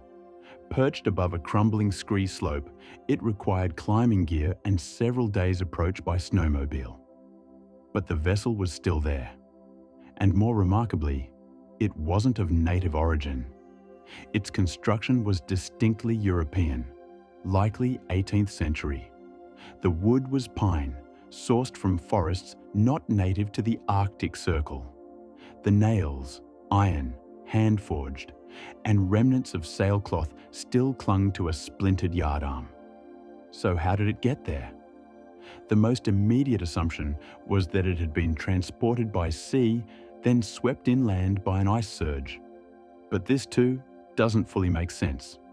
The terrain around the cliff face is sharply elevated, not the kind of landscape that invites easy flooding. And if ice alone did this, how did the hull end up embedded in stone? The deeper researchers dig, the less the theories satisfy. Some have proposed massive tsunamis, triggered by distant seismic events, waves so large they raced up fjords and carried ships with them. But no such wave is recorded in this region's geological history. Others wonder if we're looking at the aftermath of an even older event. Perhaps a misinterpreted glacial lake outburst flood, or Jökull Laup, a sudden, catastrophic release of meltwater from ice-dammed basins. But even that doesn't explain the timing, or why multiple vessels, in multiple, widely separated locations, appear in similar, implausible settings. Because the mystery doesn't stop in the Americas. In 1892, a team of miners ascending Mount Ararat, the biblical peak where some believe Noah's Ark may have come to rest, encountered something buried in ice. It was exposed only partially. A curve of dark wood. A beam angled sharply down into the glacier. At first, they thought it was part of a tree, an old snag or petrified trunk. But closer inspection revealed metal rivets. And beneath the ice, the outline of a ship.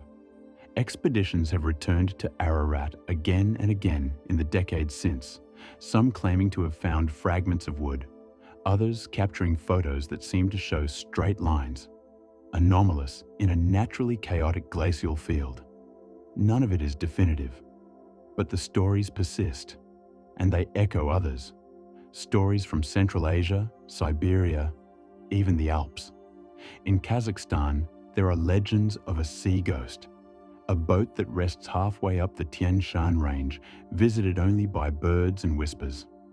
In Switzerland, a rusted chain was found in a remote alpine cave, too large for any known cart and shaped like mooring hardware. No lake has existed near that cave in thousands of years. Somewhere, the narrative begins to shift.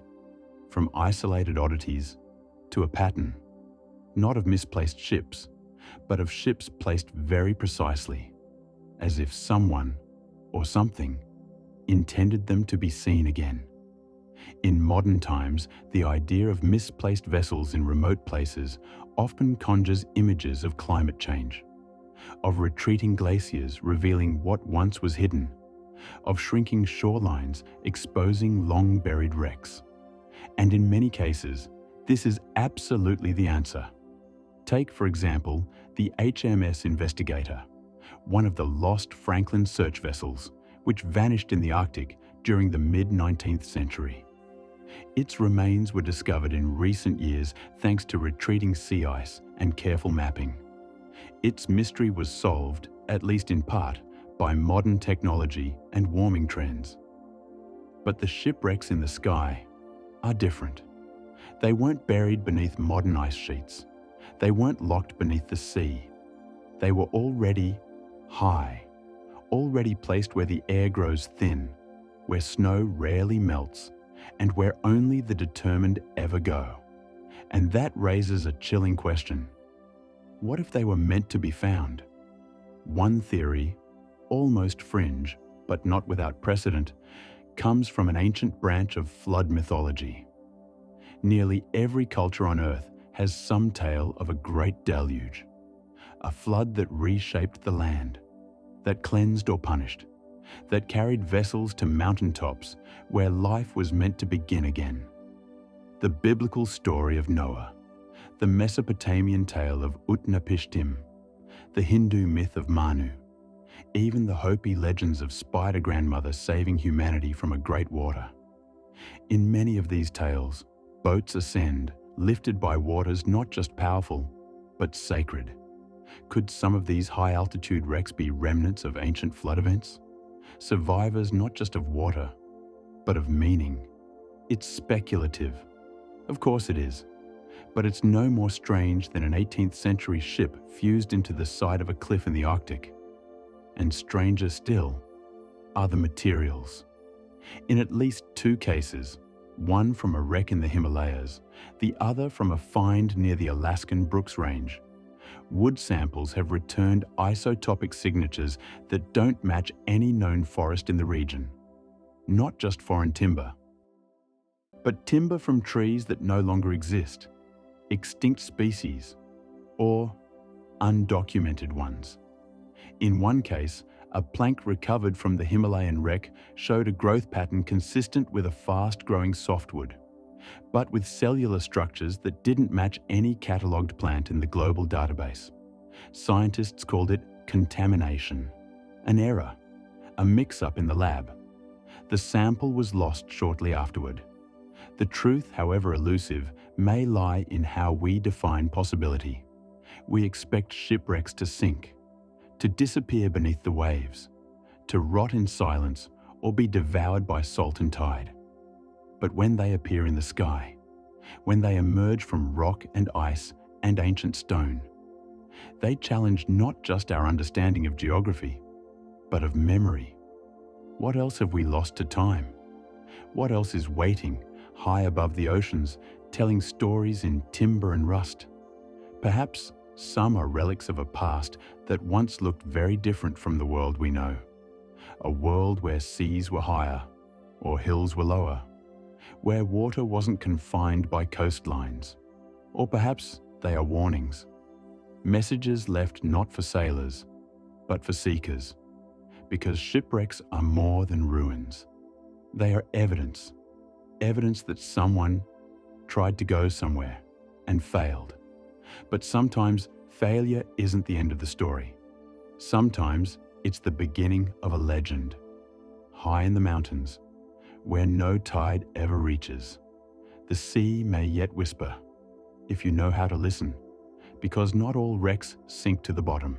Some drift up and stay there, waiting to be seen, waiting to be believed, waiting for the next soul willing to climb far enough to find what the ocean forgot.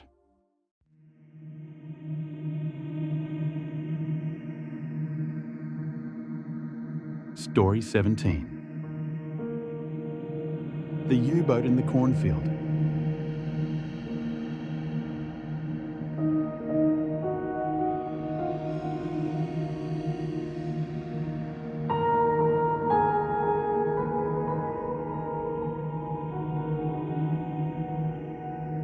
From high in the mountains, where wrecked vessels sleep beneath snow and stone, we now descend to the sea once more. But not to its depths.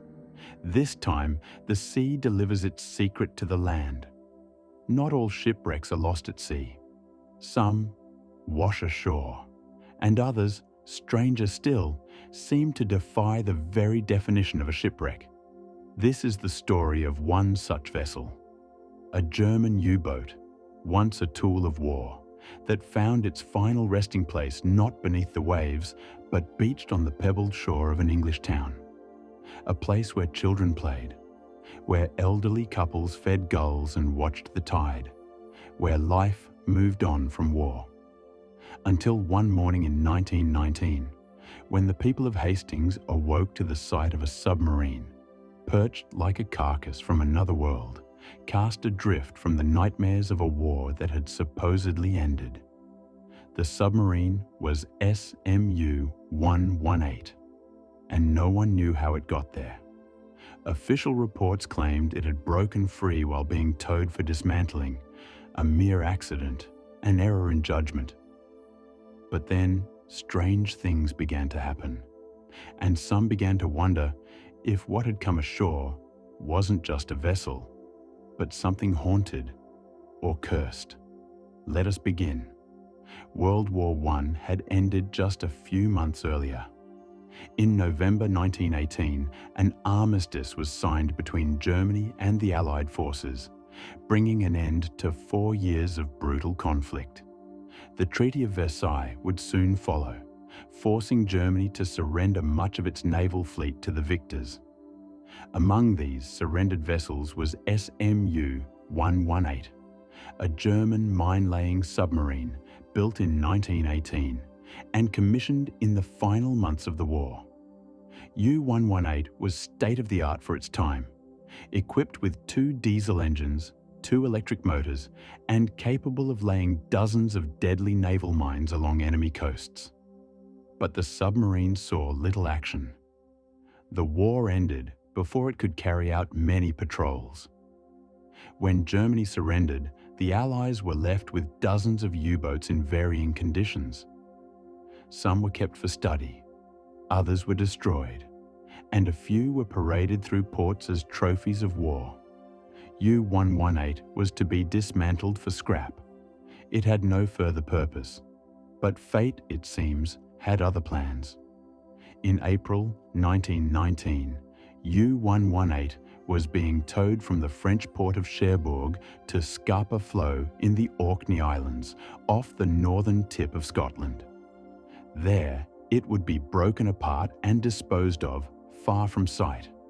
But as the submarine passed the southern coast of England, a violent storm rolled in. Winds howled across the channel, waves surged in chaotic patterns, and the cables tethering U-118 to its tow ship snapped under the strain. Set adrift, the submarine floated aimlessly through the night, pushed by wind and tide. And in the early hours of April 15, 1919, it came ashore. The people of Hastings awoke to an extraordinary sight. A full-sized German U-boat wedged into the pebbled sands of their beach, just yards from the promenade. It was as though the sea had offered up a relic of death for public display. Word spread quickly. Crowds gathered. Photographs were taken. The war was still fresh in people's minds. And here was one of its monsters, not lurking beneath the sea, but lying helpless before their eyes. Children climbed atop its barnacled hull. Locals posed for pictures beside the conning tower. Soldiers and sailors arrived to inspect the wreck. The Royal Navy quickly assessed the situation. Moving the submarine would be difficult. It was embedded deep in the sand, and each passing tide seemed to pull it further in. For a brief time, the idea was floated to dismantle the sub where it lay. But in the meantime, someone had another idea. What if they opened it to the public? For a modest fee, visitors were allowed to climb aboard SMU 118. Guided tours were offered by 2 Royal Navy men, Chief Boatswain William Hurd and another officer, W.G. Brown. They led guests through the vessel's narrow corridors, showed the torpedo bays and engine rooms, and described the mechanics of war beneath the waves. Thousands came. School children filed through in orderly lines. War widows gazed solemnly at the rusting metal. Some wept. Others cheered. For many, it was the first time they had ever seen a submarine up close, let alone one that had once hunted Allied ships. But not long after the tours began, something changed. Both of the officers who had been giving tours, Hurd and Brown, fell gravely ill. At first, it was dismissed as exhaustion. They had been working long hours, breathing in stale air and rusted fumes. But their symptoms worsened. They began to suffer from blinding headaches, bleeding gums, and violent vomiting. Doctors were puzzled. Before long, both men were dead. The cause of death was officially listed as acute blood poisoning. But questions lingered. Had they inhaled something toxic within the submarine?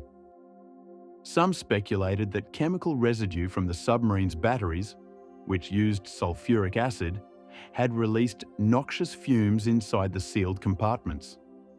Others believed it was leftover gas from the submarine's torpedoes. Still others whispered of something stranger, a kind of curse, a retribution perhaps, from the men who had once served aboard U-118, now long dead, but not entirely gone. In the weeks that followed, the beach around the wreck became eerily quiet. The crowds thinned. Fewer people came. Some claimed to hear strange sounds from within the sub at night, a low groaning like distant machinery or a dying breath. Others spoke of shadows moving inside the hull, glimpsed through rusted seams and broken hatches. Even the birds avoided it.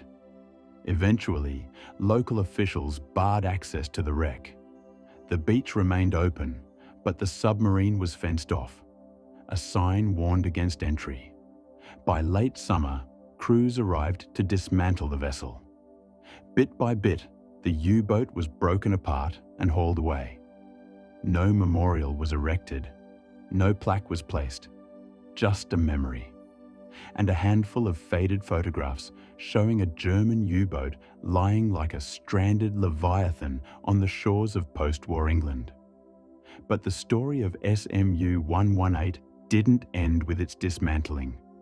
Over the years, rumours persisted. Some locals claimed that a piece of the hull had never been removed. That part of the sub still lay beneath the sand, hidden by tide and time. Others said that, on stormy nights, the shape of the U-boat would reappear. Not in the sand, but in the sea mist, hovering above the waterline before vanishing with the dawn. Skeptics dismissed these tales as ghost stories, children's games, old war trauma playing tricks on tired minds. And yet, the deaths of the 2 officers remain unexplained. No definitive cause of the poisoning was ever found. No chemical traces left behind. No known toxin detected in the remains. And the exact reason the U-boat washed ashore in Hastings, out of all the towns along the southern coast, remains unknown. The sea had many places it could have delivered its burden, but it chose Hastings. Why? Some say the wreck was nothing more than an accident of war, compounded by a freak storm. Others believe the U-boat was never meant to reach its final destination, that something intervened. And a few, fewer now, but still some, believe the vessel brought something with it. Not just rust and ruin, but memory, grief, something darker, a weight from the war that could not be buried at sea. A ghost in iron clothing, And though the submarine itself is gone, the beach remains. The same pebbles, the same tide, the same wind that howled through its broken hull. If you visit Hastings today, you won't find any sign of SMU 118. Not on the shore, not on the maps.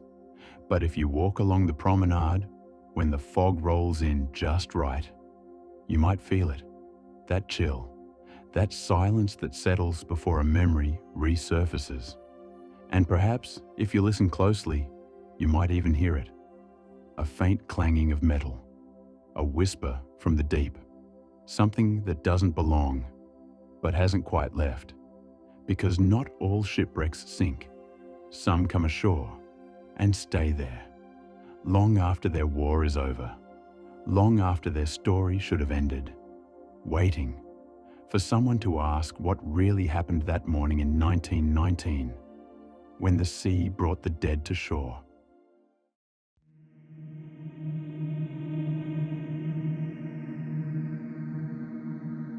Story 18. The Ghost Fleet of the Black Sea.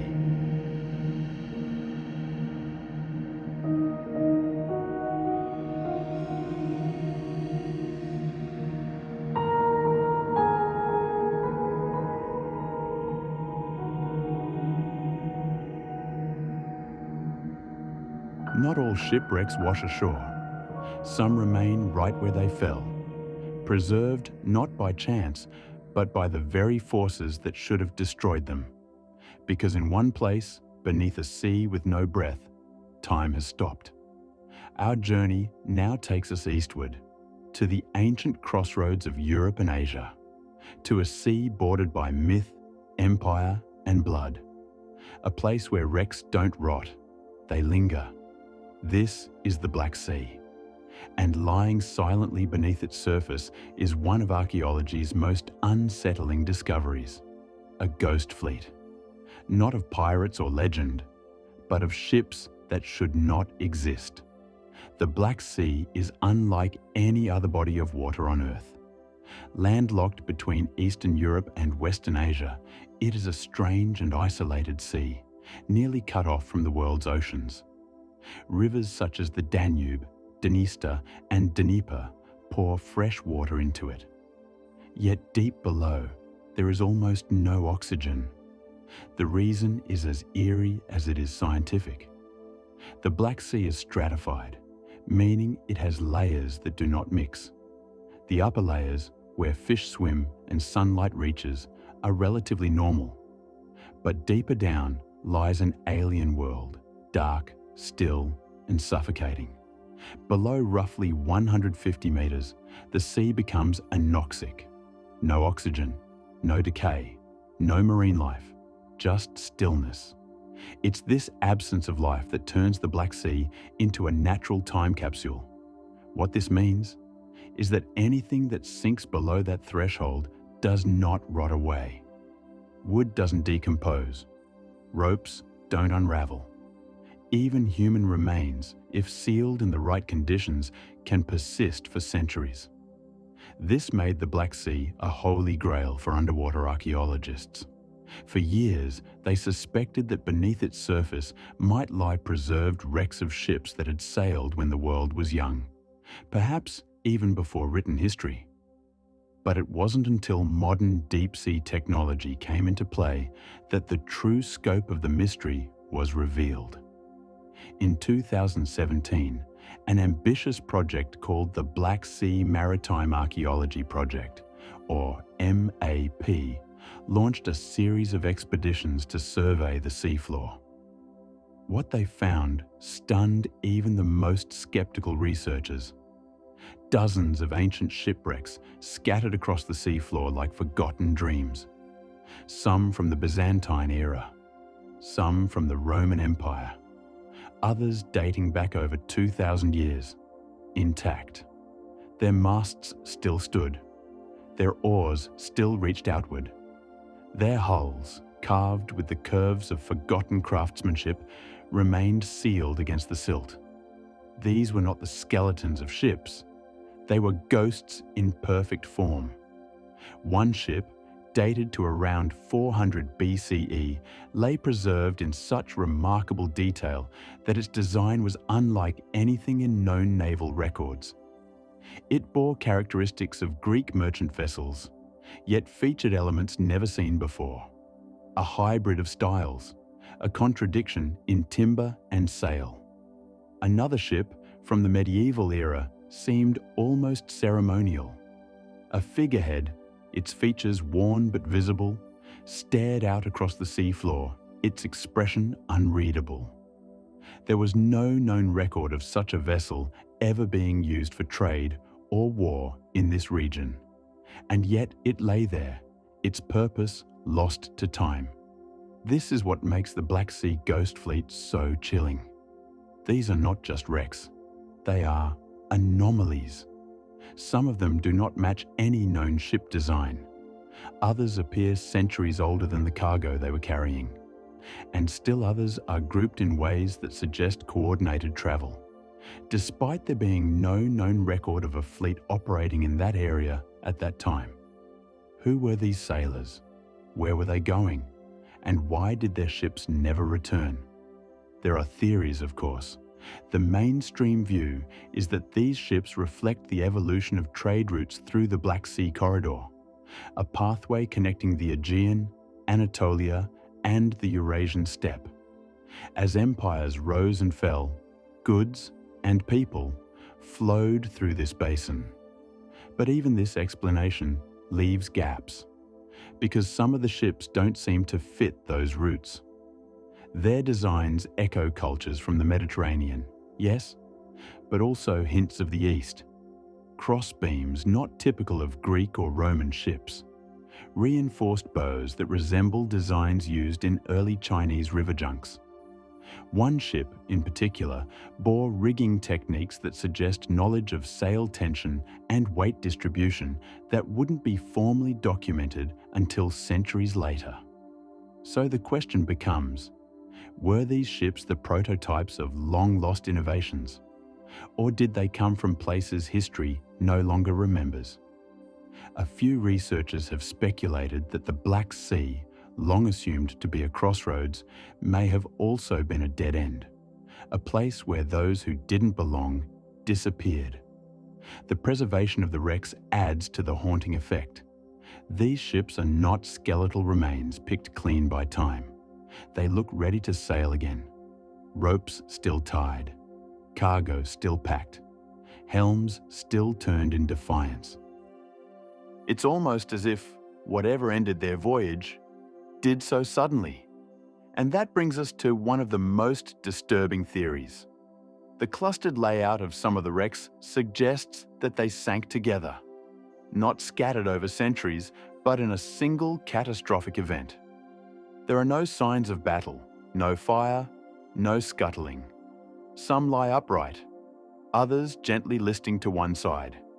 But there is no violence in their end. Could it have been a sudden storm, a seismic event, or something else entirely? A mass disappearance, like a maritime Marie Celeste multiplied by 20. Compounding the mystery, some of the wrecks were found with personal belongings still on board. Shoes, utensils, small tools, even musical instruments. These weren't warships, they were lived-in vessels. Journeys interrupted. There is also the matter of cargo. Many of the wrecks carried amphorae, large ceramic vessels used to store wine, oil, and grains. But some of the amphorae contained residues of substances not native to the Black Sea region. Resins from the Levant, herbs found only in the Caucasus, and in one case, traces of a pigment used in ancient Indian textile dyeing. This suggests trade networks far more complex than previously thought, and raises a chilling possibility. What if these were not local ships at all? What if they were outsiders, explorers, traders, perhaps even refugees, whose voyage ended not by accident, but by intention? Could the Black Sea have been a place ships were sent to vanish?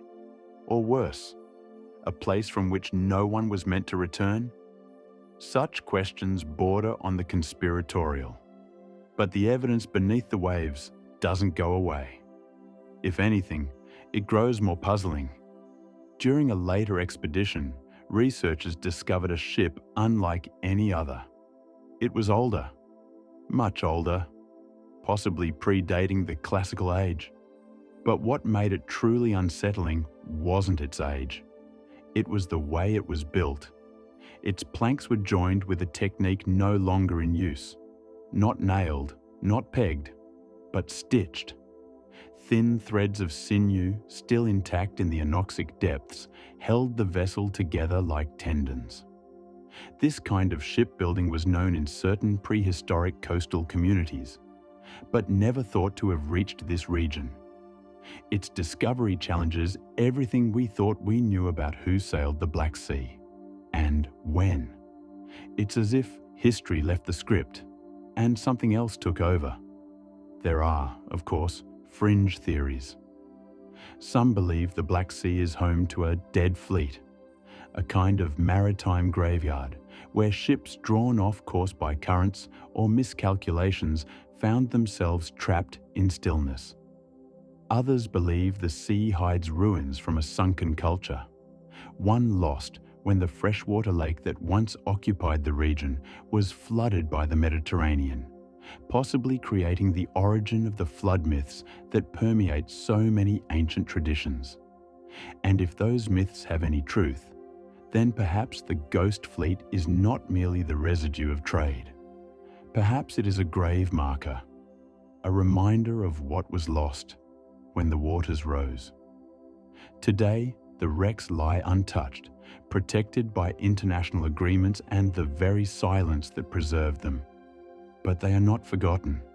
Each one is a story, half told. Each mast is a question, still raised.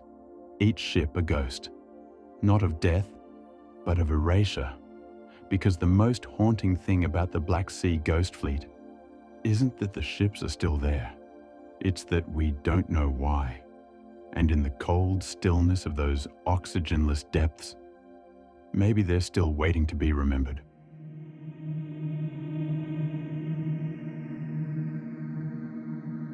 Story 19. The Unknown Convoy.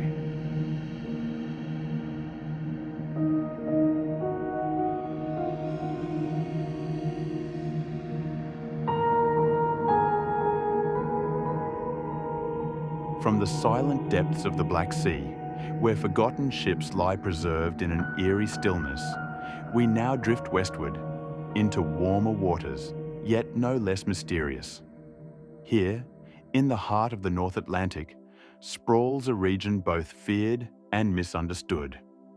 There are no borders here, no landmarks, only currents that move in slow spirals and mats of sargassum seaweed that stretch like drifting continents. This is the Sargasso Sea, a place unlike any other on Earth. And hidden beneath its calm, weed-choked surface are wrecks that have no names. Ships whose designs don't match any known registry. Vessels that seem to have traveled together in formation, only to sink side by side, without a trace of their origin, mission, or cargo. It's become known among oceanographers and maritime historians as the mystery of the unknown convoy, and no one knows how it got there. The Sargasso Sea is a strange paradox. Unlike most seas, it has no shoreline. It is bound not by land, but by ocean currents, the clockwise churn of the North Atlantic Gyre.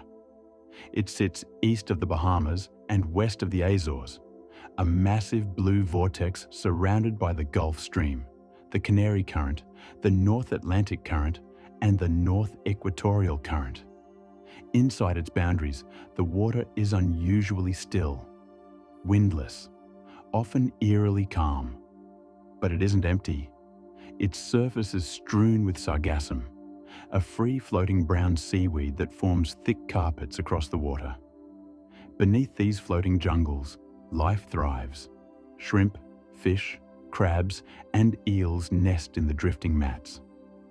Sailors have long feared getting caught here, where the wind can vanish and the horizon remains unchanged for days. But the real mystery lies far below. In the late 1990s, researchers began conducting sonar surveys of the Sargasso Sea's shallower plateaus, particularly the region over the Blake Plateau, where the seabed rises slightly before dropping off again into abyssal darkness. These surveys were intended for mapping geological formations and tracking migration patterns of deep-sea species. What they found instead was impossible. The first images revealed outlines of wreckage.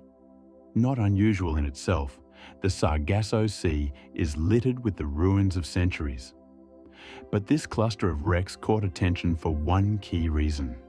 They were all aligned. 5 shipwrecks, all similarly sized, all lying in a rough, staggered line as if they'd been moving in convoy. But there were no distress calls, no records of a lost fleet in that part of the ocean, no wartime engagements, no missing merchant flotillas matching their shapes or spacing. And when divers finally reached the site in a joint expedition led by NOAA and European oceanographers in 2002, the mystery only deepened. The ships were metal-hulled, but not of modern make. Riveted, not welded. No identifying marks remained, no hull numbers, no flags, and no signs of cargo. They had been stripped bare. Even more strangely, all of them had sunk in the same condition, upright, mostly intact, and spaced almost evenly, as if they had simply settled, not capsized, not broken apart, not exploded, just sunken. The sea had taken them without violence, and whatever story they told, it had vanished with them. In maritime archaeology, patterns are everything. Ship designs evolve with purpose. Hull shapes reflect geography, intent, and era. Yet none of these 5 wrecks matched known blueprints from any major naval power. Speculation ran wild. Some thought they were early 20th century steamers, perhaps commercial haulers never logged correctly in wartime chaos.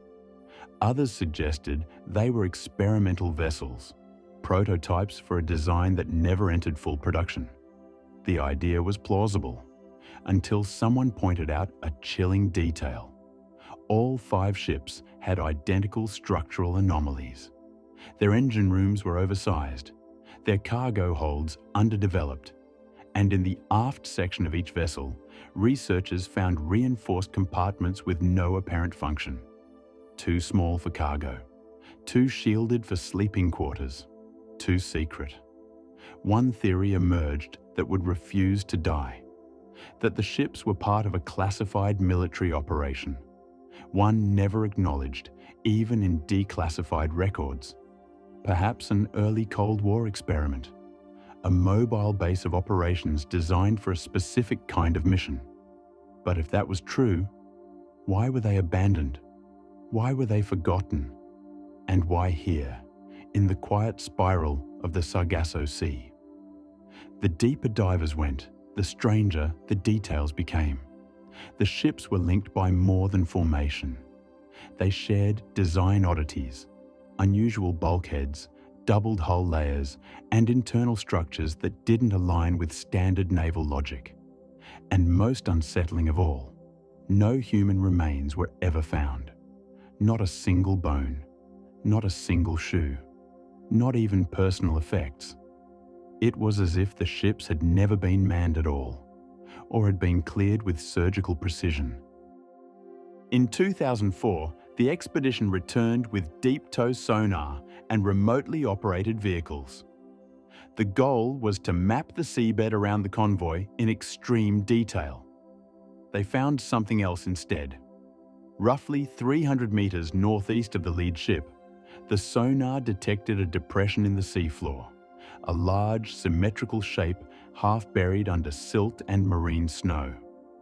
At first, it was thought to be a natural formation, but then, on closer inspection, The depression revealed regular angles, straight lines, and what appeared to be the remains of mooring pylons.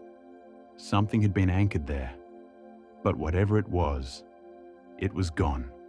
What followed were years of silence. Funding dried up. Access to the wrecks became more restricted. Some researchers claimed their data was lost in a server failure. Others quietly walked away from the project altogether. And yet, rumors persisted. One diver spoke anonymously to a maritime journal in 2007, saying that he and another member of the crew had seen something strange on their last descent. Something not made of steel. He described it only as too smooth and too cold. Another team member later described a malfunction in the ROV that seemed inexplicable, as if it had been jammed by something electromagnetic. All mention of this was absent in the official report. So what were these ships? Who sent them? Why were they traveling together? And why has no nation ever claimed them? Some believe they were decoys, dummy ships used in psychological warfare exercises. Others insist they were manned and lost. One theory ties them to Operation Paperclip, suggesting that post-war technologies were being tested in international waters by joint forces eager to gain the upper hand before the Cold War began in earnest. But even that doesn't explain their presence here, because the Sargasso Sea is not where you conduct war games. It's where ships go to be forgotten. Its currents are slow, its horizons static, and its reputation unsettling. Sailors have long whispered that the sea holds ships in place, almost deliberately. That once you enter its heart, time and distance lose meaning. And history has a strange way of collecting here. The USS Wasp, the Rosalie, the Rubicon, and countless others have vanished or appeared adrift in these waters. In one 1840 case, the Rosalie was found sailing slowly through the sea. Sails set, cargo untouched, but not a soul aboard. Sound familiar? The idea of the ghost ship isn't just folklore, it's part of the region's legacy.